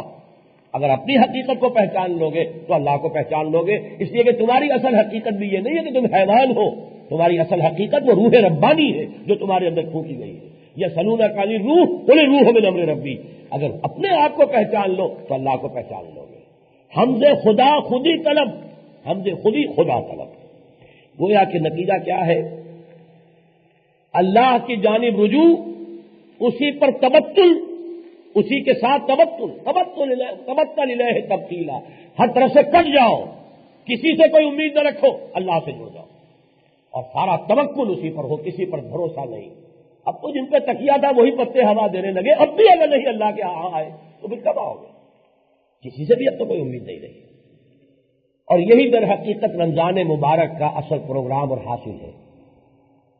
آپ کو معلوم ہے کہ اس 23ویں رکوع میں سورہ بقرہ کے رمضان کا ذکر، رمضان کی عظمت کی بنیاد، اس کے روزے کا حکم، اور پھر آیت آئی ہے وَإِذَا سَأَلَكَ عِبَادِي عَنِّي فَإِنِّي قَرِيبٌ، اے نبی جب میرے بندے آپ سے میرے بارے میں دریافت کریں انہیں بتا دیجیے میں قریب ہی ہوں، اجیب دعوت الداعِ اذا دعان، میں تو ہر پکارنے والے کی پکار سنتا ہوں جب اور جہاں بھی مجھے چاہے پکارے، لیکن فَلْيَسْتَجِيبُوا لِي، شرط یہ ہے کہ انہیں بھی چاہیے کہ میری بات سنیں اور مانیں۔ ون وے ٹریفک نہیں چلے گا کہ اپنی منوائیں، اپنی دعائیں جو ہے قبول مجھ سے کروا لیں، میری بات سنیں ہی نہ۔ اجیب دعوت الداع اذا دعان فلیستجیبوا لی ولیؤمنوا بی لعلہم یرشدون، تو چاہیے کہ وہ بھی تو میرا کہنا مانیں، مجھ پر ایمان رکھیں، مجھ پر اعتماد رکھیں، توکل ہو میرے ساتھ، توکل ہو مجھ پر، پھر یہ ہے کہ مجھ سے مانگو جو مانگو۔ اسی کو در حقیقت میں کہا کرتا ہوں کہ اللہ تعالیٰ کے ساتھ ایک دو طرفہ تعلق ہے، یہ استجابت باہمی ہے، تم میری سنو میں تمہاری سنوں گا۔ ایک ہے ذکر باہمی، فاذکرونی اذکرکم، تم مجھے یاد رکھو میں تمہیں یاد رکھوں گا۔ ایک ہے نصرت باہمی، تم میری مدد کرو میں تمہاری مدد کروں گا۔ یہ مضمون قرآن مجید میں مثبت انداز میں بھی آیا، منفی میں بھی آیا ہے۔ چنانچہ سورہ محمد صلی اللہ علیہ وسلم کی آیت نمبر 7 ہے ان تنصروا اللہ ینصرکم ویثبت اقدامکم، اگر تم اللہ کی مدد کرو گے تو اللہ تمہاری مدد کرے گا، تمہارے قدم جما دے گا۔ اور سورہ آل عمران کی آیت نمبر 160 میں یہ منفی انداز میں آیا ہے، ان ینصرکم اللہ فلا غالب لکم وان یخذلکم فمن ذا الذی ینصرکم من بعدہ، اگر اللہ تمہاری مدد کرے تو تم پر کوئی غالب نہیں آ سکتا، لیکن اگر وہی تمہارا ساتھ چھوڑ دے پھر کون ہے جو تمہاری مدد کرے گا؟ کوئی مدد نہیں کر سکتا۔ بہرحال یہ اپنی خودی پہچان تو مسلم پاکستان، چند باتیں اس کے حوالے سے مزید کہہ رہا ہوں۔ پاکستان کو اپنی خودی پہچاننے کے لیے نمبر 1 یہ بات ذہن میں رکھنی چاہیے، مسلمانوں نے پاکستان کو مجددین امت کی 400 سالہ مساعی کے امین ہم ہیں۔ مجدد الفسانی وہ ہند میں سرمایہ ملت کا نگہباں اللہ نے بر وقت کیا، جس کو خبردار شاہ ولی اللہ دہلوی اور ان کا فلسفہ عمرانیات، پھر سید احمد بریلوی اور ان کا جہاد، وہ خون کے جو بالا کوٹ میں جذب ہوا ہے، شیدوں میں جذب ہوا ہے، سوات کی جو ہے پہاڑیوں میں جذب ہوا ہے، ان سب کے امین ہم ہیں۔ 300 سالہ مساعی ہے رجوع القرآن کی، شاہ ولی اللہ سے شروع ہو کر، اور جو غلغلہ جو ہے بلند ہوا ہے بر عظیم پاک و ہند میں، خاص طور پہ پاکستان میں 700 انسان جو ہے اتوار کی صبح کو میرے درس میں شریک ہوتے رہے۔ حالانکہ میں کوئی بڑا عالم دین نہیں، کوئی بڑا مفکر نہیں، کچھ بھی نہیں، ہاں خادم قرآن، طالب قرآن ضرور تھا۔ اور اب جو رات بھر 7 گھنٹے لوگ جاگے ہیں میرے ساتھ رمضان کی راتوں میں، یہ غلغلہ دنیا میں کہیں اور نہیں، کسی اور جگہ اس کا امکان ہی نہیں کہ کوئی سوال پیدا ہو سکے، کوئی نظیر ہو۔ یہی عرض پاکستان ہے۔ پھر سب سے بڑھ کر یہ کہ مسلمانوں نے ہند کی 100 سالہ مساعی جو ہے، قومی مساعی، سر سید سے شروع ہو جائیے، 1906 سے مسلم لیگ، یہ پوری جد و جہد اس کا جو حاصل ہے اس کے امین ہم ہیں۔ اور اس سے بھی بڑھ کر علامہ اقبال کا جو فکر ہے، جس کو میں صحیح اسلامی فکر کی تجدید کا نام دے رہا ہوں، اور پھر جو اس کے بعد جو حزب اللہ اور اس کے بعد جماعت اسلامی اور یہ تحریکیں اٹھی ہیں، ان سب کا بھی تو امین ہم ہی ہیں۔ اگرچہ ان تحریکوں میں کچھ کم ہمتی ہوئی، عدم استقلال ہوا، اس کے سبب سے کوئی ادھر مڑ گیا، کوئی ادھر مڑ گیا، کسی نے ادھر راہ یسیر اختیار کر لی، کوئی ادھر شارٹ کٹ لے گیا، لیکن اس کے اثرات تو بہرحال اس ملک کے اندر موجود ہیں، اس فضاؤں کے اندر موجود ہیں، لوگوں کے ذہنوں میں موجود ہے، لوگوں کے قلوب و اذہان میں موجود ہے، لوگوں کی روحوں کے اندر موجود ہے۔ ان سب کا بہرحال، جیسا کہ میں نے اپنی اس کتاب میں ایک چیپٹر لکھا ہے، جو تازہ کتاب میری چھپی ہے، علامہ اقبال، مولانا ابوالکلام، مولانا مودودی، ان 3 کے حوالے سے میں نے وہ تھیسس ڈیولپ کیا ہے کہ صحیح انقلابی اسلامی فکر کے مجدد علامہ اقبال ہے۔ اس فکر کی تعمیل کی پہلی کوشش حزب اللہ ابوالکلام کی، لیکن یہ کہ روایتی علماء کی مخالفت کی وجہ سے بددل ہو کر وہ راستہ چھوڑ گئے۔ پھر اسی کو لے کر اٹھے مولانا مودودی، وہ بھی پاکستان بننے کے بعد یہاں کی جو سیاسی انتخابی سیاست کے اندر جو ہے ملوث ہو کر انہوں نے بھی اپنی منزل کھوٹی کر دی۔ اللہ تعالیٰ سب کو معاف کرے، جو ان کی حسن نیت ہے اس کے بنا پر ان کا اللہ تعالیٰ جو ثواب عطا فرمائے۔ لیکن یہ کہ بہرحال یہ ساری کوششیں جو ہے اس میں چیپٹر میں نے ایک شامل کیا اس کتاب میں، نام ہے بر عظیم پاک و ہند میں اسلام کے انقلابی فکر کی تجدید و تعمیل اور اس سے انحراف کی راہیں۔ کچھ لوگ ہیں جو اس فکر ہی کو غلط قرار دے رہے ہیں۔ بہرحال ان سے میں اس کو بحث نہیں کرنا چاہتا۔ میں نے ایک چیپٹر جو اس میں کیا کہ تدریجاً ہوگا یہ، ظاہر بات ہے حضور نے جو کام کر دیا تھا 20 برس میں، نہ تو اس سے پہلے کبھی ہوا نہ اس کے بعد کبھی ہو سکتا ہے۔ ہاں 100 برس میں ہو جائے ہو سکتا ہے، 5 نسلیں کر دیں ہو سکتا ہے، تو یقیناً 5ویں نسل 4تھی نسل میں ہم جا رہے ہیں۔ اقبال کو میں شمار کرتا ہوں پہلی نسل، ابوالکلام بھی ان سے تقریباً 13 برس چھوٹے تھے، وہ میرے نزدیک دوسری نسل ہے۔ مولانا مودودی ان سے بھی چھوٹے تھے، وہ تیسری نسل ہے۔ 4تھی نسل میں اس وقت یہ جد و جہد ہے جو ہم کر رہے ہیں اللہ کے فضل و کرم سے۔ 5ویں نسل میں ہو جائے بات تو کوئی حرج نہیں۔ جو کام حضور نے کیا 20 برس میں، کوئی عجب نہیں کہ 100 برس میں ہو جائے، 80 برس میں ہو جائے، اللہ تعالیٰ توفیق دے، ہمت دے، اس کے لیے ہمیں جد و جہد کرنی ہے۔ لیکن اس کا طریقہ کیا ہے؟ دیکھیے میں 4 چیزیں آج گن کر بتا دینا چاہتا ہوں۔ پہلی بات، طے کیا جائے کہ یہاں کتاب و سنت کی ٹوٹل بالادستی، کڑوی گولی ہے حلق سے اتارنی پڑے گی۔ دوسری بات، فیڈرل شریعت کورٹ کے جس فیصلے کے خلاف اپیل دائر کی گئی ہے وہ واپس لی جائے، اور یہ زیادہ سے زیادہ وقت مانگا جائے کہ ہمیں اپنے پورے نظام کو اس سانچے میں ڈھالنے کے لیے مہلت دی جائے۔ کاش کہ نواز شریف صاحب نے وہ کام کیا ہوتا، بجائے اس کے کہ اس کے خلاف اپیل دائر کر دی، اس کے بجائے یہ کہ وقت مانگتے کہ ابھی اور پورے عالم اسلام سے بلا سکتے تھے کہ جو بھی لوگ ہیں اس پر، کہ جو بھی اتھارٹیز ہیں وہ آئیں بیٹھے ہمیں بتائیں کہ بینک انٹرسٹ کو اگر ہم ختم کرتے ہیں تو ہم اپنا نظام کیسے چلائیں۔ اس طرف ایک انچ پیش قدمی نہیں کی گئی، بس یہ کہ پہلے کہا، جھوٹ کہا کہ ہم نہیں جائیں گے اپیل میں، اور پھر چلے گئے۔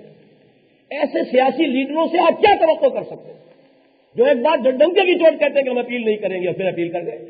ان کا نہ کوئی دین ہے، نہ ایمان ہے، نہ کوئی وعدہ ہے، نہ ان کا کوئی عزم ہے، نہ کوئی ارادہ ہے۔ بہرحال باقی جو اس وقت حکومت ہے اس سے کوئی سروکاری نہیں، وہ تو خالی سیکولر حکومت ہے۔ لیکن یہ کہ اس کے بعد اسی طرح زمینداری پر ایک کمیشن، جو میں نے کبھی ضیاء الحق صاحب کی شورا میں بات کہی تھی، یہ جاگیرداریاں جو ہے جب تک یہ لعنت ختم نہیں ہوگی، اس کے لیے بھی ایکسپرٹس کو بٹھایا جائے، علماء کو بٹھایا جائے۔ مولانا محمد تحسین جیسا دانشور ابھی موجود ہے اس ملک کے اندر، بہت بڑا عالم دین ہے، ان لوگوں کو بٹھائیں کہ کیسے اس معاملے کو ختم کریں۔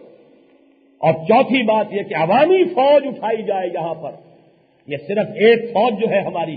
جو چیلنجز آ رہے ہیں اس ملت اسلامیہ پاکستان کے سامنے، وہ کوئی فوج جو ہے اس کا مقابلہ نہیں کر سکتی جب تک کہ ایک ایک شہری فوجی نہ بن جائے۔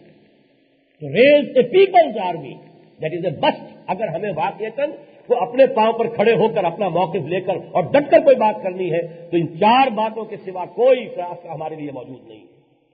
آخری باتیں عرض کر رہا ہوں، جہاں تک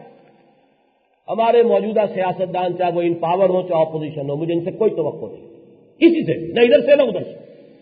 ان کا تو سارا کھیل میوزیکل چیئرز، اپنا اقتدار، اپنے مفادات۔ جو حکومت میں پہنچ گئے وہ زیادہ سے زیادہ مراعات اور اپنے حکومت کو طول دینے کی فکر میں، جو نہیں ہے وہ ان کی ٹانگ گھسیٹنے کی فکر میں۔ اس سے آگے نہ کوئی امیجینیشن ہے، نہ کوئی اس ملت کی ماضی کا کوئی احساس ہے، نہ مستقبل کی کوئی فکر۔ نمبر 2، ہمارے روایتی علماء اور ان کی جو فرقے وارانہ جو تنظیمیں تھیں وہ بھی اپنی موت تقریباً مر چکی، کوئی حیثیت اب ان کی نہیں۔ حالیہ الیکشن میں جو کچھ ہوا وہ لے دے کر ایک پختون بیلٹ میں کچھ ہے، علماء کا کچھ بھرم ہے، اور اسے ایک جماعت جو ایکسپلائٹ کر رہی ہے اپنے سیاسی مفادات کے اعتبار سے۔ باقی یہ کہ ان کی کوئی حیثیت نہیں عوامی سطح پر، نہ ان سے کوئی توقع ہے، اس لیے کہ ان کا تصور دین مذہب کے اوپر مبنی ہے، وہ مذہب ہے، اس سے آگے دین کا تصور ان کے سامنے ہے ہی نہیں۔ ہاں یہ کہ ہمارے ہاں نوجوان تعلیم یافتہ لوگوں میں فنڈامنٹلسٹ جو ہیں، جس کے بارے میں نے آپ کو حوالہ دیا، یہ نیوز ویک سے لفٹ کیا تھا نوائے وقت نے، جو آرٹیکل 4 مارچ کو چھپا ہے، وہ جو جانا چاہتا ہوں کہ آپ پڑھیں ان کو، مسٹر گیلس کیپل، جن کا حوالہ جو ہے اس دوسرے آتھر نے بھی دیا ہے کہ فنڈامنٹلزم پر اس وقت وہ سب سے بڑی اتھارٹی ہے دنیا میں۔ اس نے کہا ہے کہ اصل فنڈامنٹلسٹ جو ہے مسلمانوں میں وہ ہے ڈاکٹرز، انجینئرز، سائنٹسٹ، ٹیکنوکریٹس، یہ لوگ ہیں جو جدید سے واقف ہیں، یہ گھر کے بھیدی ہیں، اور یہ اب قرآن کی طرف رجوع کر کے اسے ری انٹرپریٹ کر رہے ہیں۔ وہ قرآن جو بند کر دیا گیا تھا جزدانوں کے اندر، آج کھل رہا ہے تو انہی لوگوں کے ذریعے سے کھل رہا ہے، اور یہ ہے اصل خطرہ۔ ڈرنا چاہیے تو ان سے ڈرنا چاہیے۔ بہرحال یہ میں سمجھتا ہوں کہ ہماری سب سے بڑی ایسٹ ہے۔ اس ایسٹ کو میرا پیغام ہے اب کہ قرآن ہاتھ میں لے کر تجدید ایمان اور اقامت دین کے لیے ایک عوامی تحریک برپا کرنے کے لیے کمر کس لیں، ورنہ یہ کہ بے عزتی کے ساتھ زندہ رہنا ہے اگر، اور امریکہ کے گھڑے کی مچھلی بن کے زائنزم کا اعلی کار بن کر اگر کوئی رول پلے کرنا ہے دنیا میں، بہرحال اس زندگی سے تو موت بہتر ہے۔ اقول قولی ھذا واستغفر اللہ لی ولکم ولسائر المسلمین والمسلمات۔